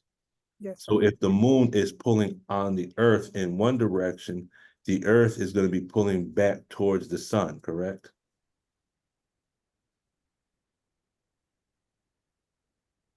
If it's an opposite reaction, correct? Okay. Y'all understand that? Y'all got up to that point? Yes, sir. For every action, there's an equal and opposite reaction. So would that mean, or could that imply that it is the pulling of the Moon that assists the Earth in maintaining its orbit around the sun? Could we say that? You said the pulling of the Moon is an pulling of the Moon is one of the things that keeps the Earth in its orbit around the sun. Yeah, I never looked at it from that perspective. Because it's compensating for the wobble, right? Copy. I understand. Okay, so now how does this become a demo kit for you and I?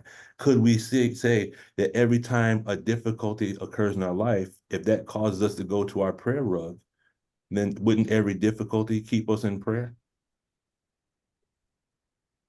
Wouldn't every difficulty be used to keep us in submission to Allah? Yes, sir. Yeah, because the Holy Quran talks about that, if how we make our prayers become very sincere in our prayers when we're going through difficulty. So the difficulties in our life, and if you go into the book Flag of Islam and look at the explanation that the Most Honorable Elijah Muhammad gives for the Moon, not only does it describe the reactive mind, but it describes what we're speaking about right now. It is the trials in our life. If we look at the trials with the right attitude and go to Allah in prayer, just like Brother Yusuf, every time something happens, you give in charity, then the negative things in life actually have a positive outcome, correct? Absolutely, yes. Yeah. So Allah says in the Holy Quran, when believers go through trials, they say, surely we are from Allah, to him we shall return. We have to convert that negative into a positive. And that's exactly my mentality too. So when you was talking about the Moon, right, it was like, so we all know how the Moon was established. Pretty much could not control his emotions. He couldn't get his way. He wanted everybody to speak the same language or same tongue or dialect or whatever. So because he couldn't get his way, he decided, you know what, I'm gonna blow up everybody, I'm gonna kill everybody.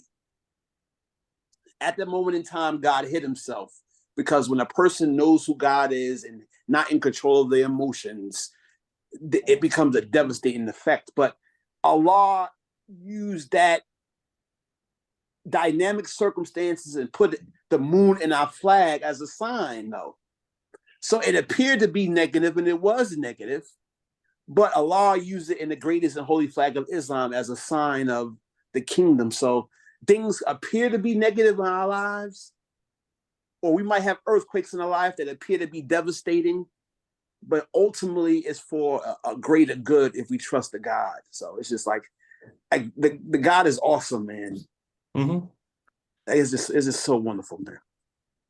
When you get a chance, go to the Flag of Islam, read what he says about the Moon, and then see how much of that you can line up with the reactive mind. It's very interesting. But even in that, it's serving a positive purpose. One thing that the messenger says when he speaks about the Moon, he says this. He says the Moon has a definite significance to it that corresponds to our own self as being mentally dead. You can learn a lot about the reactive mind by reading what he says about the Moon, using the Moon as a demo kit. Just something to think about. I see your hand up, Sister Tina. Go ahead. Oh, okay. Well, earlier when you were talking about saturation, And then I heard Brother Yusuf mention prayer, and we're still talking about prayer. And during Ramadan, when we have that reset, we're actually becoming saturated with the remembrance of Allah. Yes. By way of our fasting, by way of everything, charity, goodness, everything.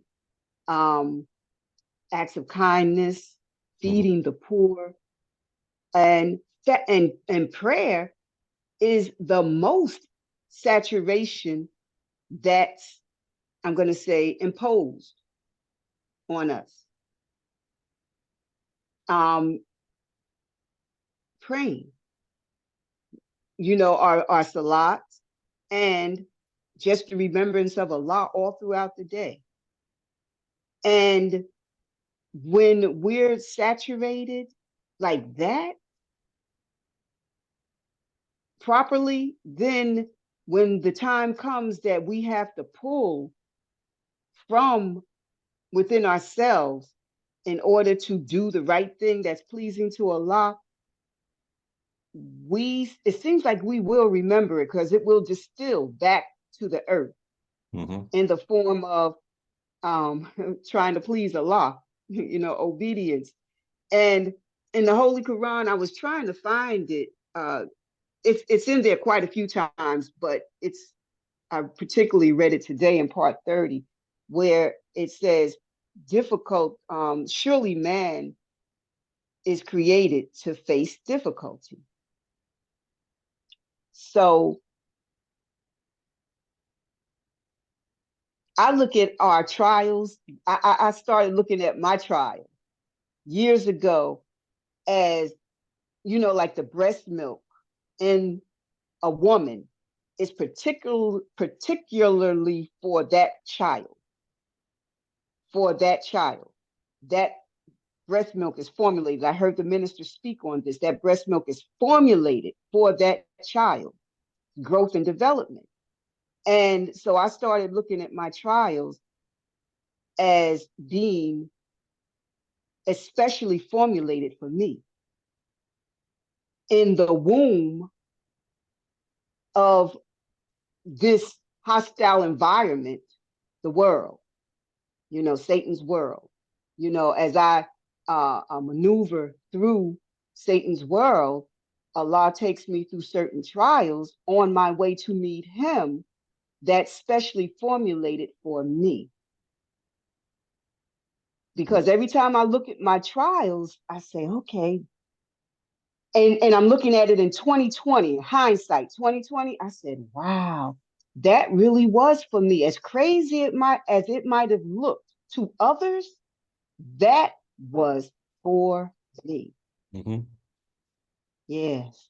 So, so the trials are a blessing, and to be saturated with Allah and our principles of belief in Islam, our 5 pillars of faith, be saturated with that is a blessing, because all throughout the Holy Quran, especially seemed like the last 10 days, but towards the end, Allah really gets on that prayer, really gets on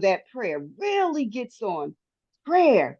And at some points, at one point, the believers sitting around and they're looking at those in hell and say, well, what has brought you here? And the first thing they say, we were not of those who prayed. And then they went on to say, we did not feed the poor, and what else they didn't do. But the first thing they say is, we were not of those who prayed. And then how Allah puts prostration where he puts it in the Holy Quran. And at that point, we're supposed to stop and prostrate, right? Yeah. So that we're really being saturated with that prayer. Now, I remember reading in Message to the Black Man in the prayer service, and I would have to pull it up. Well, anyway, the Honorable Elijah Muhammad is talking in 2 places in the scriptures where, like when Jonah prayed, that's symbolic for us, and how, because he turned to the east. And then in another part, one of the prophets was praying and turned to the east. He said, and that's why we pray like that, because we're trying to get back to where we were with Allah and be forgiven for the sins that white people have put on us. Yeah, that really stood out to me in Message to the Black Man. I would have to find that. I'll find it and put it in the chat. Okay, yes, ma'am. Thank you. How many of the believers did not see the video clip we showed at the very beginning? Because I didn't. Okay, so Sister Tina, you didn't see it. No. Brother Martin, I don't think you were on. Sister Charlotte, I don't think you were on. Sister Rashida, did you see the original video clips we used? No, I have not seen them. Okay, what I'm gonna do, I'm gonna show the clip. The clip is only like a minute long, because you hear us talking about condensation and saturation, but if you don't have the visual, then you might kind of be in the dark as to what we're talking about. I'm gonna play the clip again. I'm gonna give a quick explanation that kind of might bring some stable datum to us to explain what we're talking about.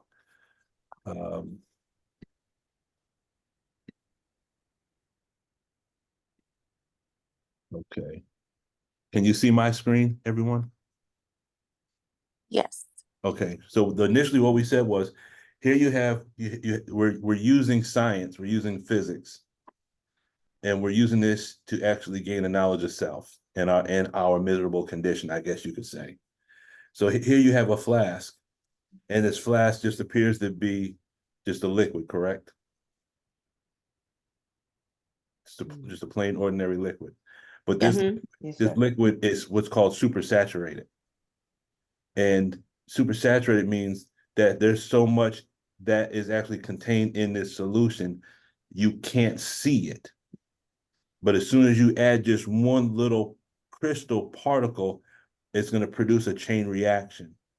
And what we did was we used this as a way of explaining how some of us as believers, outwardly, we look like everything is all right. But emotionally, we're so saturated with all the things that are taking place. All someone has to do is just say one word to us and we become aberrated. Does that make sense? Yes, sir. We start to dramatize. So we're using this as a demo kit to explain that concept. So I'll press play. Okay, just really quick, I'm gonna add one tiny seed crystal. I'm not sure if you can see on the tip of that scoopula there. Right at the tip, we're gonna add that to my supersaturated solution of sodium acetate. And we will see it go from a supersaturated state to a saturated state in just a few seconds. Isn't that cool? So we see that the sodium and acetate ions recognize the crystalline structure of that seed crystal I just added. And they add to it. And we form one big crystal. And when I tilt this to the side, you can see it looks like a big chunk of ice, doesn't it? So now we're back. There's a little bit of water in there. You might be able to see it, but we're back to our saturated state right now. So we've gone from supersaturated to saturated in just a couple of seconds. All right. Okay. So he said you go from saturated, you go into that state in a couple of seconds. If you notice at the beginning, it was all liquid. But you just add one little particulate and it solidified. And at the end, you had a whole lot of solid and you had a very little amount of liquid, correct? And the key word here was, and I had shared this earlier, when I was writing this down a couple of days ago, I accidentally by design wrote down the word solution, but I spelled it SOULution instead of SOLUTION. And I said that was by design. So for those that came on later, that represents a visual of what happens to us. Outwardly, we look like everything's okay, but we have so much stuff that's built up All it takes is one little word, one little action. We're driving down the road, someone cuts us off, and then we become totally condensed, meaning we become aberrated. So what we have to do is we have to raise our saturation point, which means we have to be able to remove the when you have a solution is composed of what's called the solute and the solvent. The solvent is the liquid portion, and the solute is what's dissolved in it, and it becomes a solution. So our SOULution is composed of righteousness, but it's also composed of things that happen to us on our time track. And when certain things take place, they cause what's called a dramatization. And that dramatization is represented by how all that liquid just solidified. Does that make sense? Yes, sir. So we're using physics. We're I guess you could say we're using our liquid physics theology or fluid dynamics theology. But we're using this to gain an understanding of how the dynamics actually works. The tech is removing the solute. So as we're removing the solute from the liquid, what happens to the saturation point? It's way up here, right? Y'all with me? That's when the glass is full of liquid. It's all liquid. It's all liquid, but what happens is if you can remove that from the liquid, then when you add that grain of salt, nothing happens because you've removed all of that from the liquid. That would be like going through a process of clear. My reactive mind is gone. So you can say something, it doesn't produce a rise. You can do something. I'm not going to get emotional. Why? Because all the stuff has been removed. I'm not saturated anymore. So distilled water would be like the state of clear. Does that kind of make sense? Yes, sir. Yes, sir. So the state of clear is like purifying the water. There's nothing there. So when you add stuff, it's not going to condense. There's no emotional reaction. Sister Anya used the example of the burning bush. Allah appeared to Moses as a burning bush, and the minister explained it by saying that he has emotion, but he doesn't allow his emotion to consume him. On our level, that would be like the state of clear. You might have an emotion, but you don't allow your emotion to dictate what you do. When we dramatize, we're allowing emotion to control our thoughts and our actions, correct? Yes, sir. But that is based on what's in the engrams. We have stuff in our mind and in our soul that when certain other events take place, it connects with this, and now we dramatize. That's the condensation, if that makes sense. Yes, sir. Okay. So that's just to give some mass to those that came in afterwards, so they can understand why we're talking about condensation and saturation.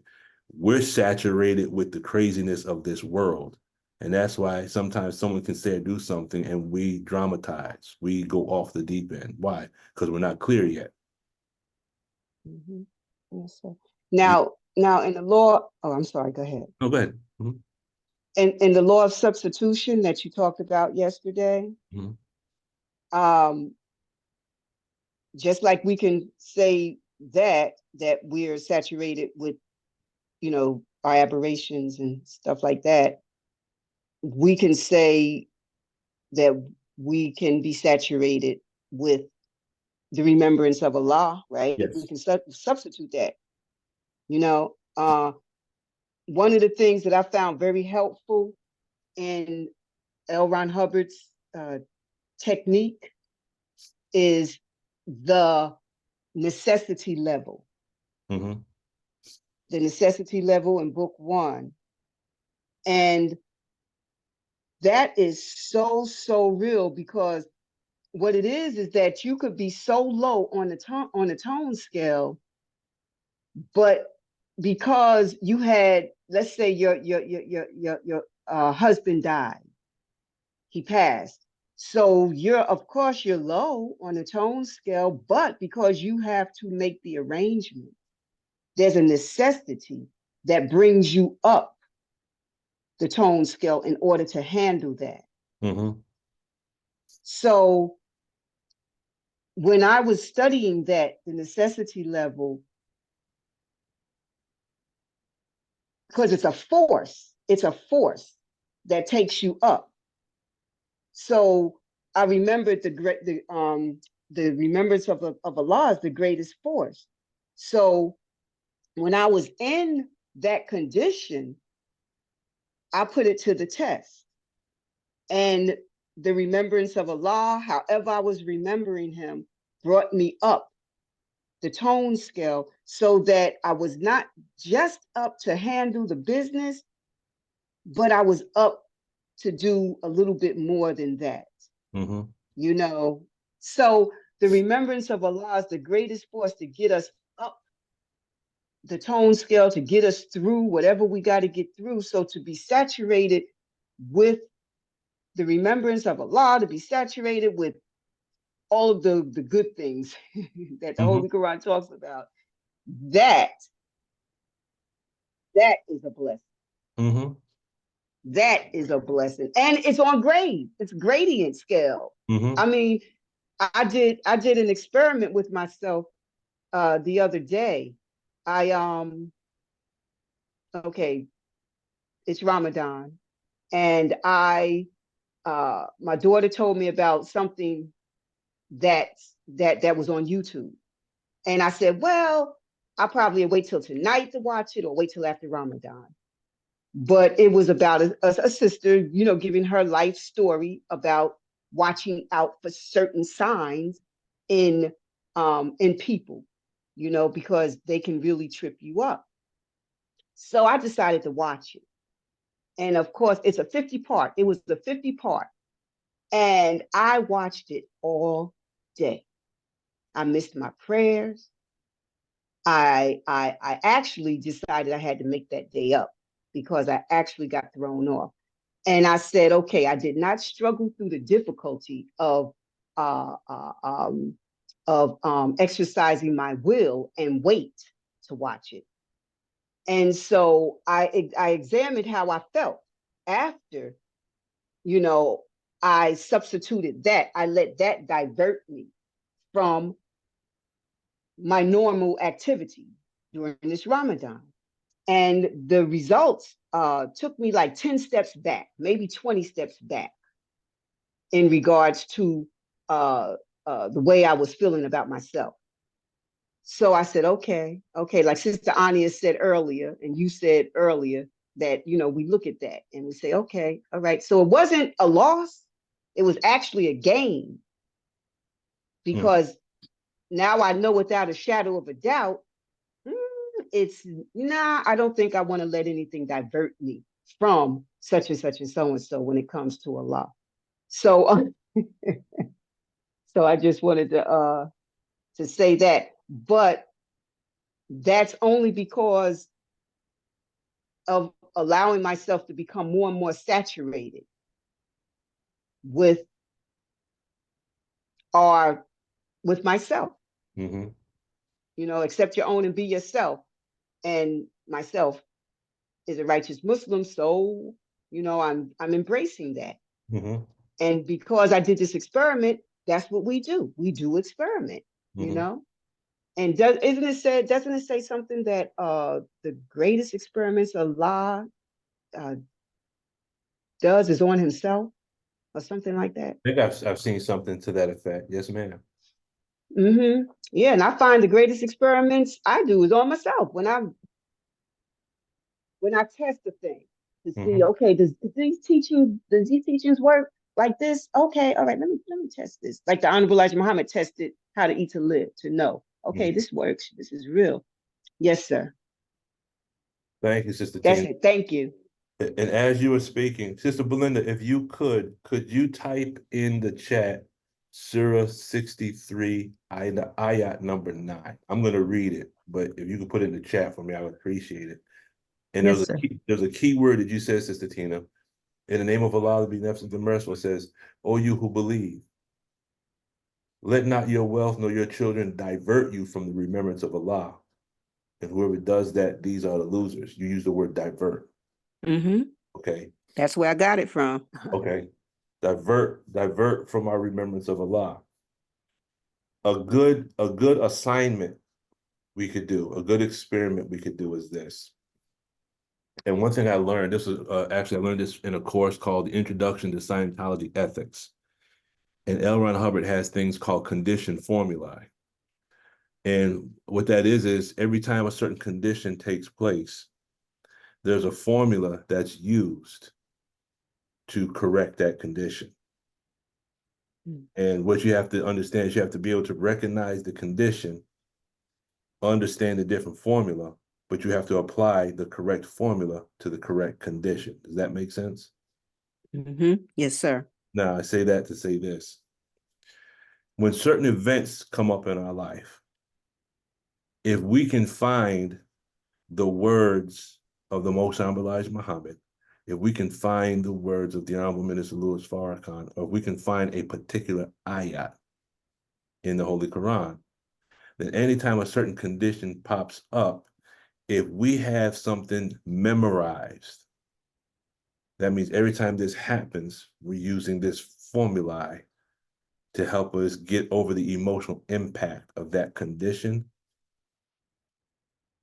How much more would our remembrance of Allah increase if we had a spiritual formula for every condition that takes place in our life? How would that affect us? Victories, sir. Yes, sir. Like this, I'll give you one example. It talks about those that are under trial. They say, what? We are from Allah, to him we shall return. So no matter what takes place in our life, we know eventually we came from Allah and we have to return from Allah. So on one level, this minor situation should not have the effect of taking us so far off on a tangent that it takes us away from our faith. Because the bottom line is this: okay, this is happening. It might be painful, but eventually this too shall pass. The only thing in reality that is eternal is the reality of God, correct? Now, sounds easy. Don't get me wrong. Sounds easy. And as Brother Yusuf said earlier, we don't always remember this when we're in the emotion of it. That's why we have to rise above the emotion into the mind and thinking of God. We have to stay still for a minute, collect ourselves, and say, okay, I don't like this situation. Slow down a minute, go make salat, go do 2 rakahs, go do 4 rakahs. Slow down and get a response. Let's remove the emotion, because prayer has that effect. No matter how emotional we are when we get to the prayer rug, if our prayer is sincere, Allah blesses us and takes that away and allows us to get some clarity, correct? Y'all with me? Yes, sir. Loud and clear, sir. Okay. Yes, sir. You said prayer is the greatest force. But we don't always remember that because sometimes our pain overpowers us to the point where we don't pray. We're so angry or upset we don't pray, when it's probably at those times that we need prayer the most, correct? Yes, sir. Okay. Go ahead, Brother Yusuf, and then we'll start to wrap it up. It says in the Quran, I don't know it verbatim, that Allah, the devil was tell the God, I'm gonna make them curse you to your face. So it's like, and then he says, like, I didn't force them to do it. I just called them and then they came. So it's like the enemy's job is to really utilize our past to stimulate us, to make us go against the God who came for us. So when you was talking about the chess moves and how you talk about, when you're in a tournament, about it's not about the victories, it's about the losses, and you go over the stratagem of why you lost. I'm going to start utilizing that in my life in regards to my faith. So if I had a bump and I didn't handle it properly, write it down, look at it, and try to see how I can deal with it differently. Because like we'd always expressed, it's going to come back around again, because that's a learning point I have to master in order for me to get closer to the oneness with God. Mm-hmm. So I'm gonna start like really, really creating my own data points and spreadsheets on like I should have reacted to this person. I said a word I shouldn't say. All right, let me write that down. What made me say something? Did they say something that got under my skin? And not try to allow that to affect me the other time around. So like, so we can just grow to what God wants to be. That's all I want to say. Yes, sir.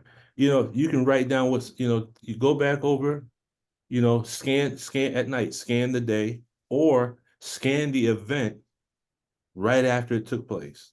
Just take a moment, sit still and look at it. Say, okay, let me just sit still for a minute. Why did I react that way? What was it that they said? Okay. So if you can remember what they said, if you can write it down, that's even good too. Write down what they said. Now, go back to the beginning, go over and pick up some additional data. What was it that they said that triggered me? What was the trigger word in there? What was the word? Now you try to find the word, then maybe you can apply repeater technique. Just say the word. If I say this, if I say that, why did that particular word affect me? And who knows? You might sit there and just look at that word, something might come up. Then you'll see. Isn't that like self-auditing almost? I'm saying I see. You can't, based on what he has taught, we can't audit ourselves on that level, but we can Straightwire, because that's what self-analysis is. So what you're doing is, in self-analysis, there's these lists of phrases and statements, correct? Have you seen self-analysis? Yes, sir. Yes, sir. That's right. There's these lists, and it might say,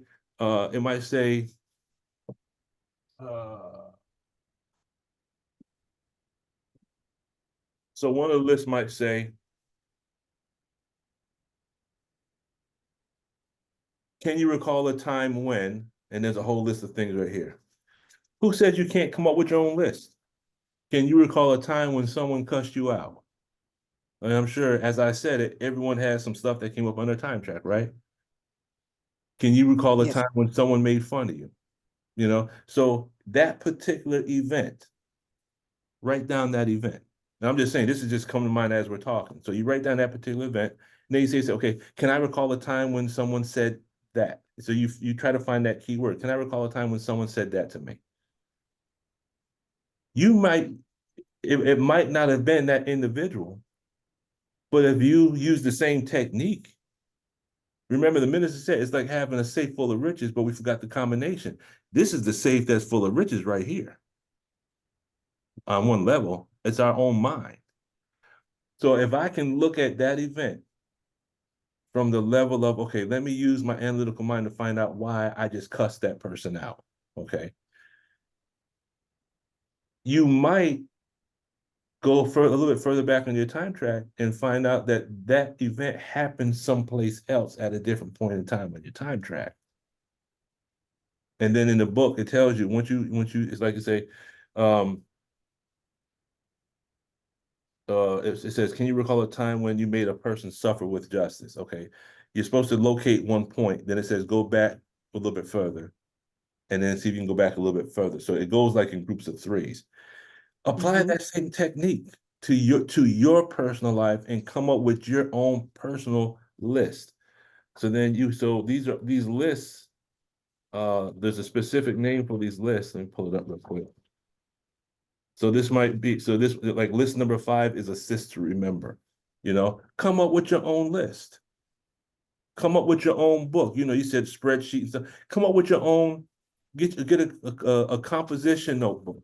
Get something like this, composition notebook. Start making your own lists. Can you remember a time when you became angry?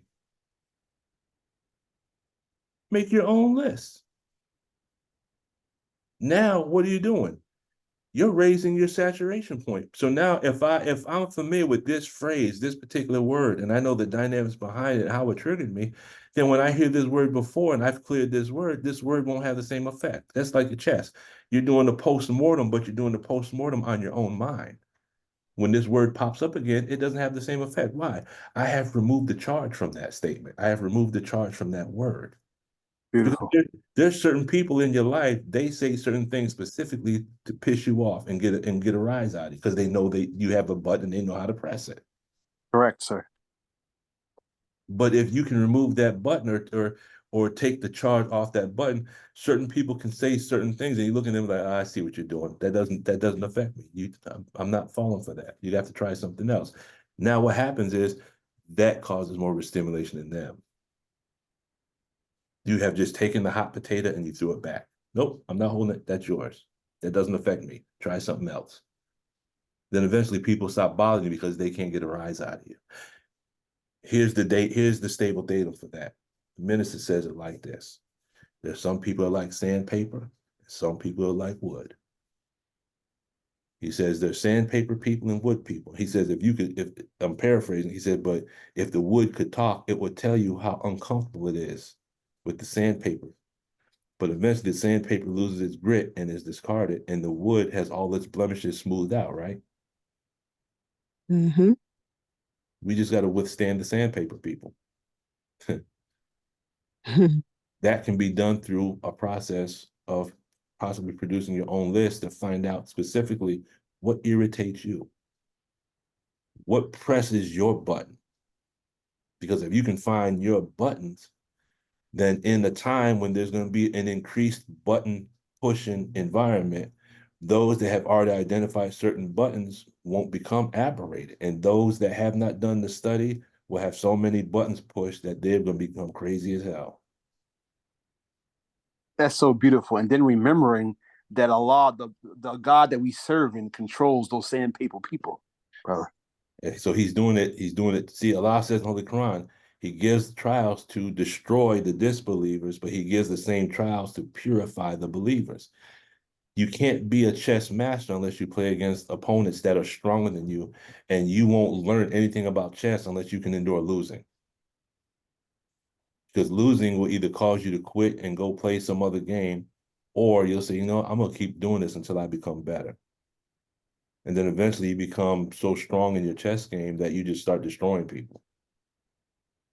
But you have to lose a lot in order to gain the understanding. That applies to life. Mm-hmm. Brother Martin, and then Brother Yusuf. Alaikum. I Alaikum just, as you was talking about the wood and the sandpaper, I don't recall exactly what page that is, but that is in Closing the Gap. Yep, that's Closing the Gap. Yes, sir.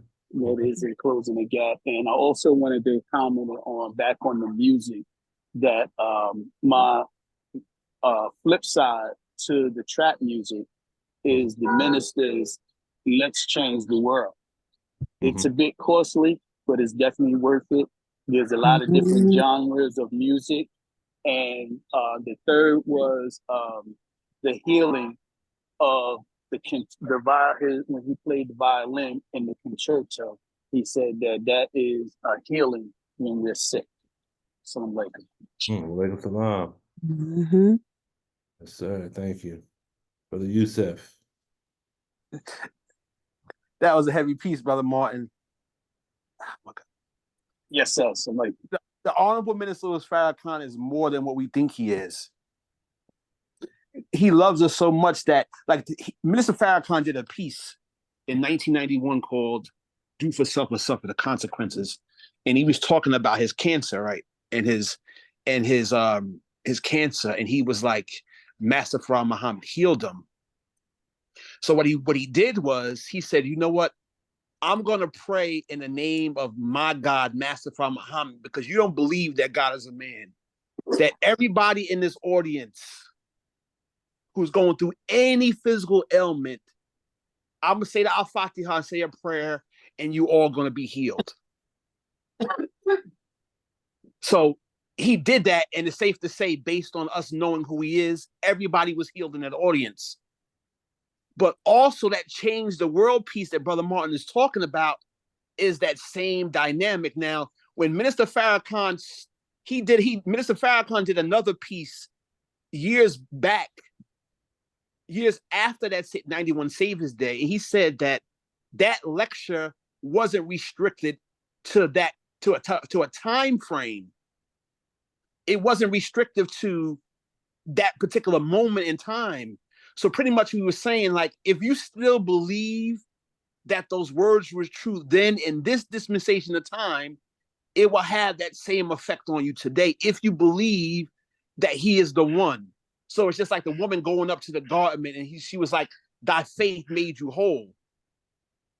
So that heal the world piece is that same dynamic. If a person, and this is my opinion, if a person is sick and you was to play that heal the world compilation, because it is expensive, but if you're able to go above the emotion and buy it, and you was to give that to a person who is sick, and you give them at least 8 minutes and 20 seconds, I'm pretty sure that person will be healed of any physical ailment that they're dealing with, because not only his words are healing, but his music is healing. Because the minister had to give up music in order to focus on his spirituality. So when Master Fraud and Elijah gave it back to him, he not only gave him his music back, but the God also added some more extra secret sauce in it as a gift of you sacrificing something that you love for me. So it's just so awesome, man. So, Brother Yusuf, can we say that Allah sank the minister's boat with regards to the music?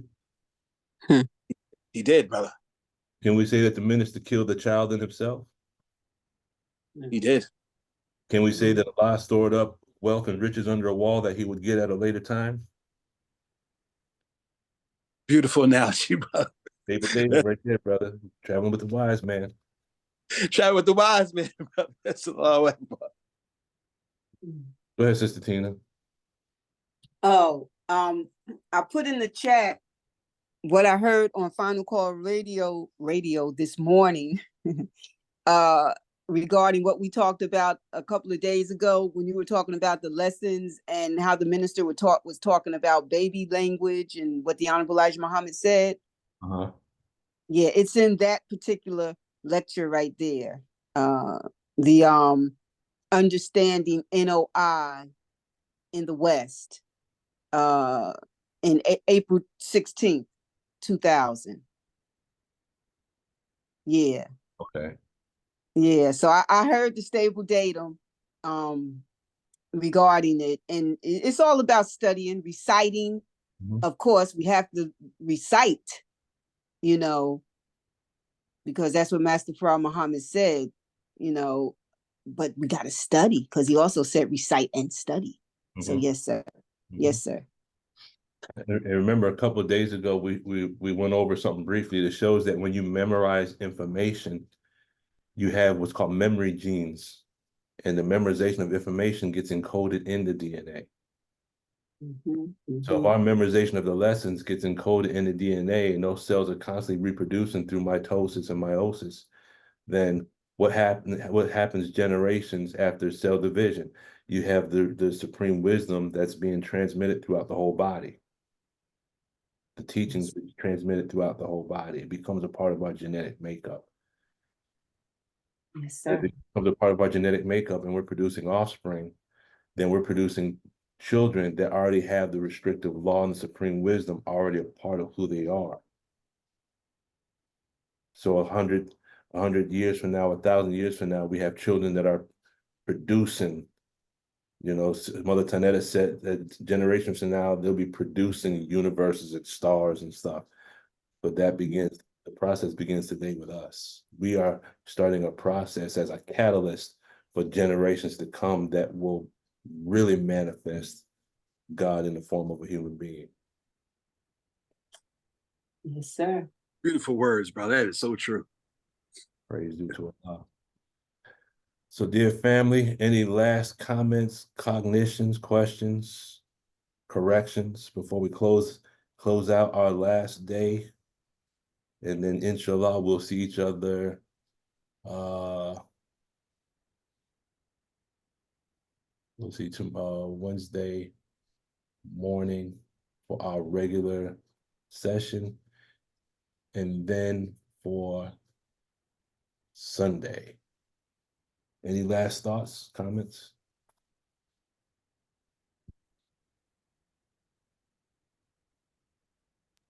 My thing is just thank you, brother Luqman, and thank you for each and every one of you for inspiring me to be a better Muslim, helping me deal with my personal journey.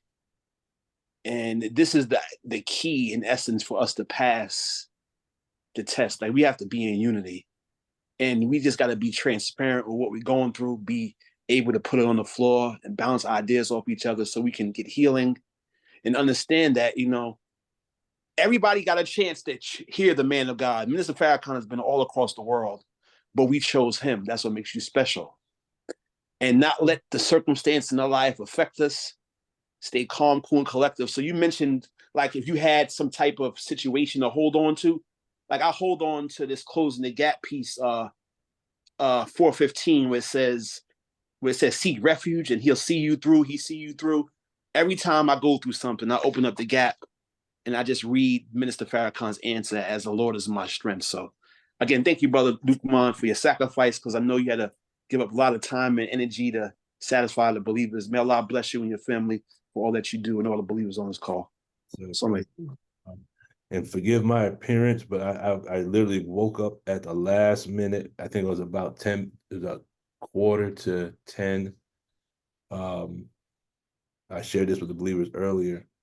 Last night, right before I was actually just getting ready to make my salat and call it a night. My phone went off. There was a 2-alarm fire here in Newburgh, and I had told myself I'm not going in. I let the young dudes handle that. I'm good. And just as I was about to start my salat, usually they'll call me if they can't contact any other officer. So they contacted me, and I said, well, I'll be in shortly. But I made sure I finished my 4 rakahs. I did my 4 rakahs, then I left. And we were fighting this thing all night, basically. I got home probably about 4:30, 5 o'clock, somewhere around there. I didn't want to miss the last day of our Ramadan discussion.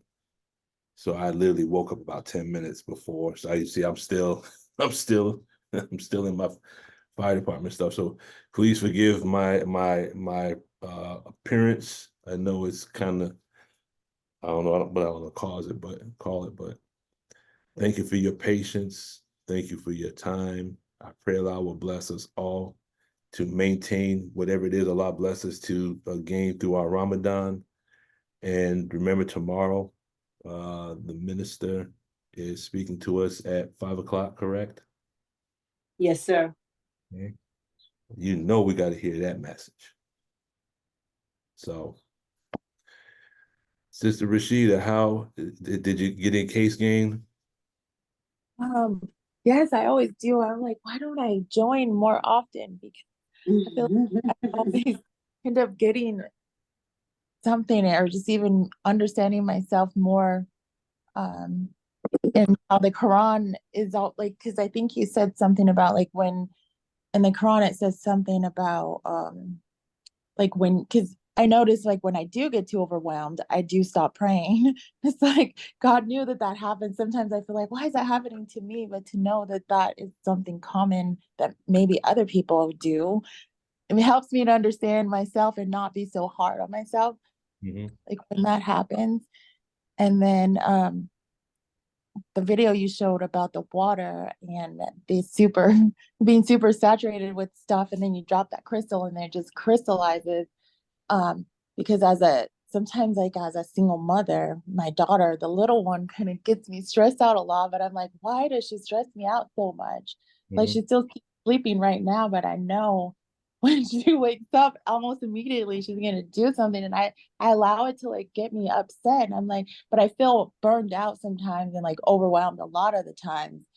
So I know, like, I have that short, fuse sometimes. Not like I snap out on her, but I just feel inside, it just, oh, why? Like, I just want to enjoy her more than while they're little, and not allow, like, the overwhelm of feeling sorry that I'm a single mother. It's so hard. And so I'm like, and my solution, I feel like it's the negative thinking. Like, if I can change the way I think about it, maybe I won't get so stressed out or over. Maybe, maybe I am burned out, but if I can change my thoughts and get rid of some of those thoughts, then I'll have room, maybe to be able to meet her, and I'm just like, well, how do I clean out those thoughts? So I guess maybe that's like self-care, affirmations, just trying to see how do I clean out my solution that's filled up with so many negative thinking. So it just helps me to see. I like that image because now I can see that I am filled up, and how am I going to release and get rid of it? But mine is like some negative thinking about something I should think more positively about, even if I'm stressed. So it's just really helpful. I hope that makes sense. Oh, it makes perfect sense. A Okay. lot of our suffering is based on viewpoint. It's based Right. on viewpoint. And I'll give you two examples. No, I'll give you three. I'll give you three examples. First example, have you ever heard about the man who complained about the fact that he had no shoes? Have you Oh, ever? yes. Mm-hmm.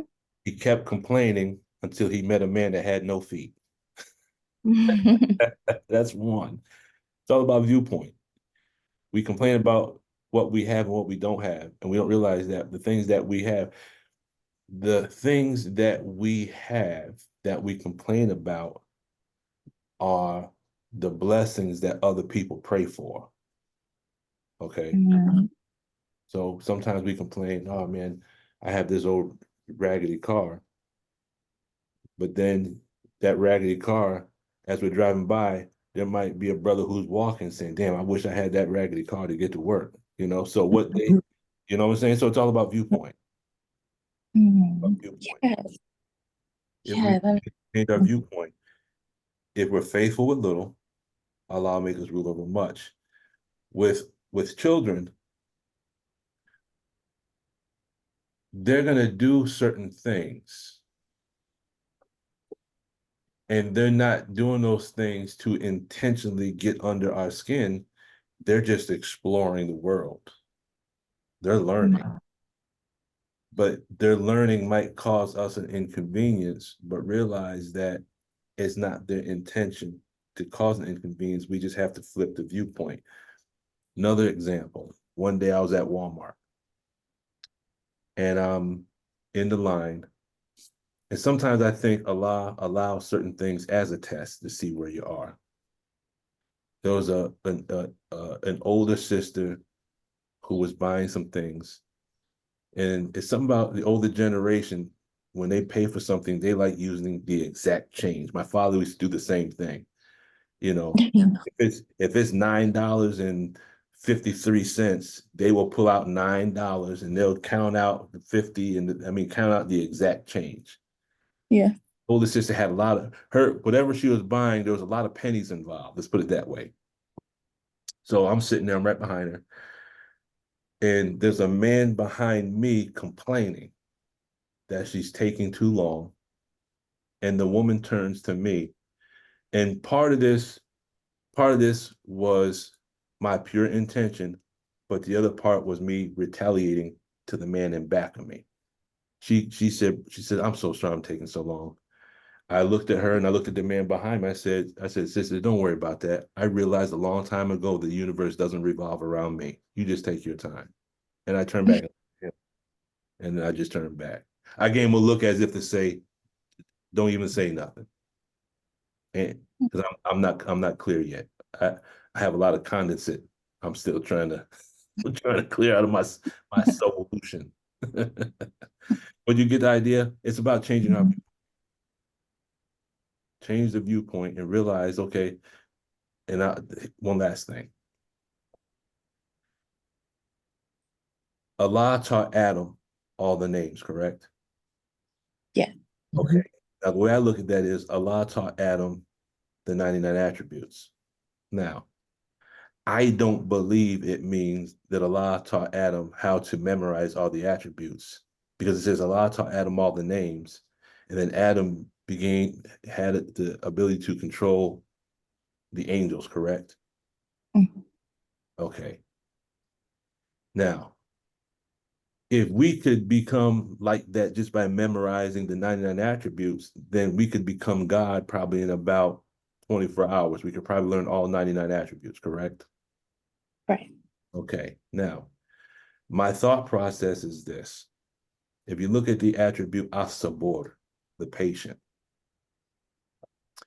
in order for Allah to teach me that attribute, that characteristic, or that quality of patience, would he not have to produce the situations and circumstances in which I am naturally impatient so that I can learn to be patient? Yes. In other words, in order for me to learn the attributes of Allah, he will produce the situations that are the opposite of the attribute that he wants us to learn. Because how else could we learn patience unless we're put into a situation where we're normally impatient?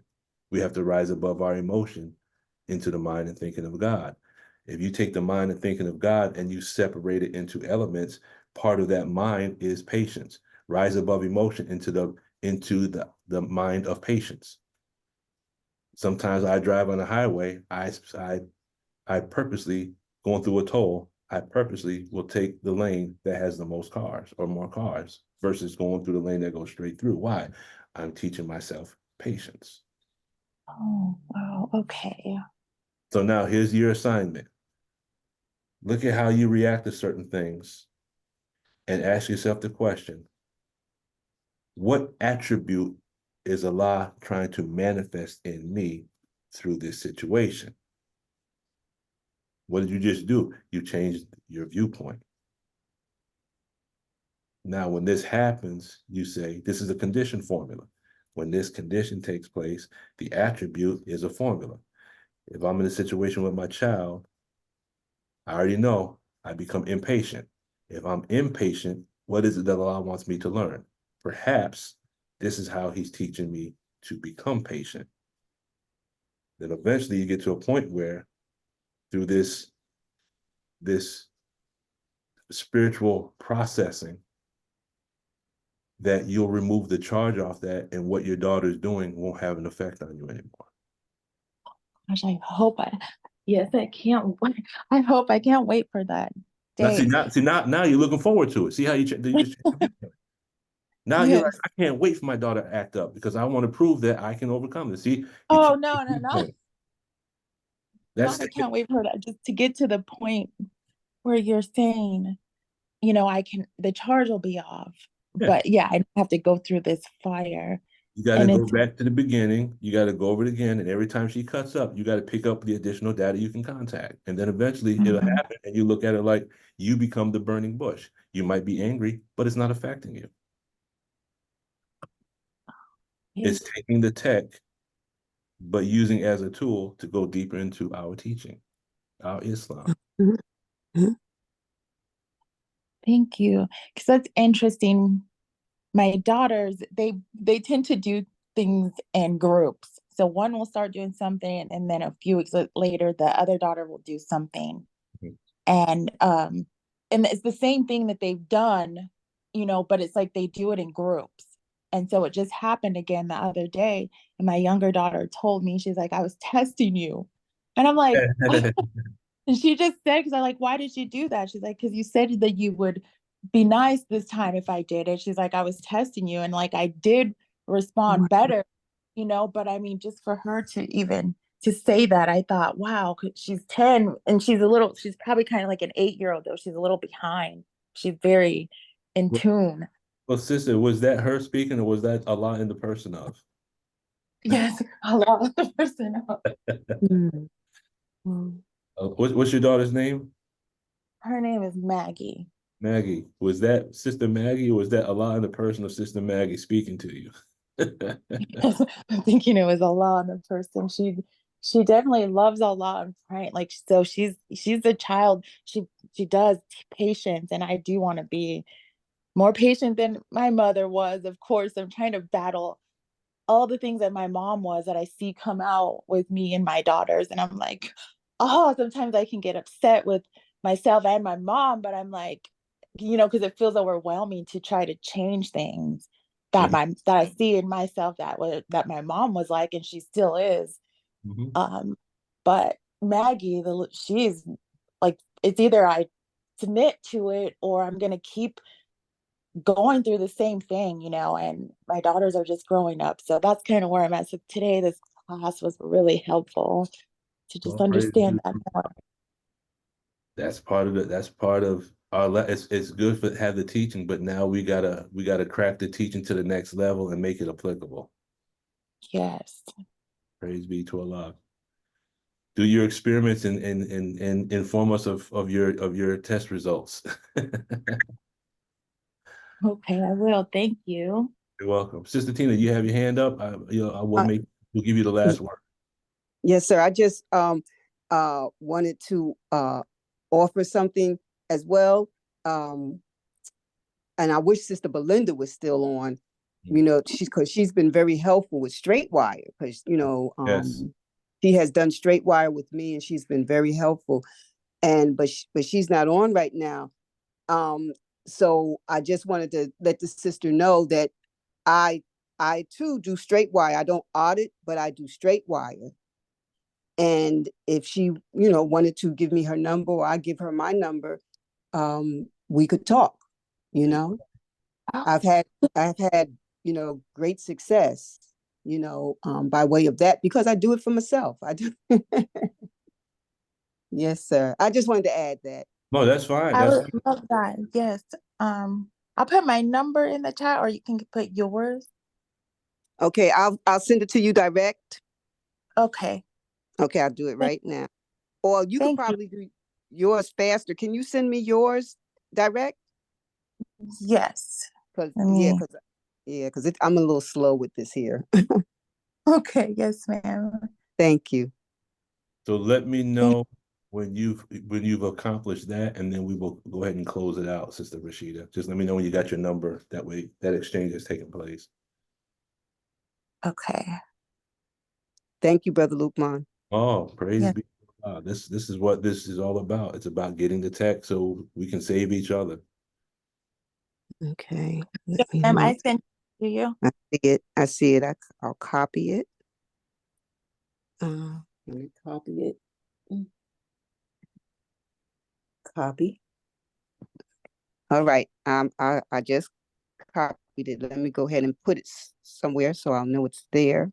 And then I'll put it right here.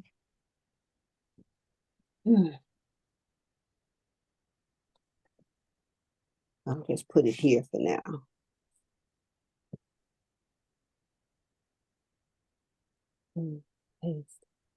Okay, I got it. Thank you. Thank be to Allah. So inshallah, tomorrow, 10 o'clock, we will pick up as we normally do, with Wednesday being our focus on science, mathematics, and physics, and the Holy Quran and the tech. That being said and done, thank you, family, for your time, your patience. I pray, Allah, that this helps us. And with that being said, let us go ahead and close out in prayer. Attention prayer. I seek refuge in Allah from the accursed Satan. In the name of Allah, the Beneficent, the Merciful. All praise is due to Allah, Lord of the worlds, the Beneficent, the Most Merciful. Master of the day of judgment in which we now live, thee alone do we serve, thine aid do we seek. Please, Allah, guide us on the straight path, the path upon whom thou hast bestowed favors, not the path upon whom thy wrath is brought down, nor of those who go astray after hearing thy teaching. Ameen. Ameen. Allahu Akbar. Eid Mubarak, everyone. Eid Kareem. Assalamu alaikum, family. Inshallah, we'll see you tomorrow.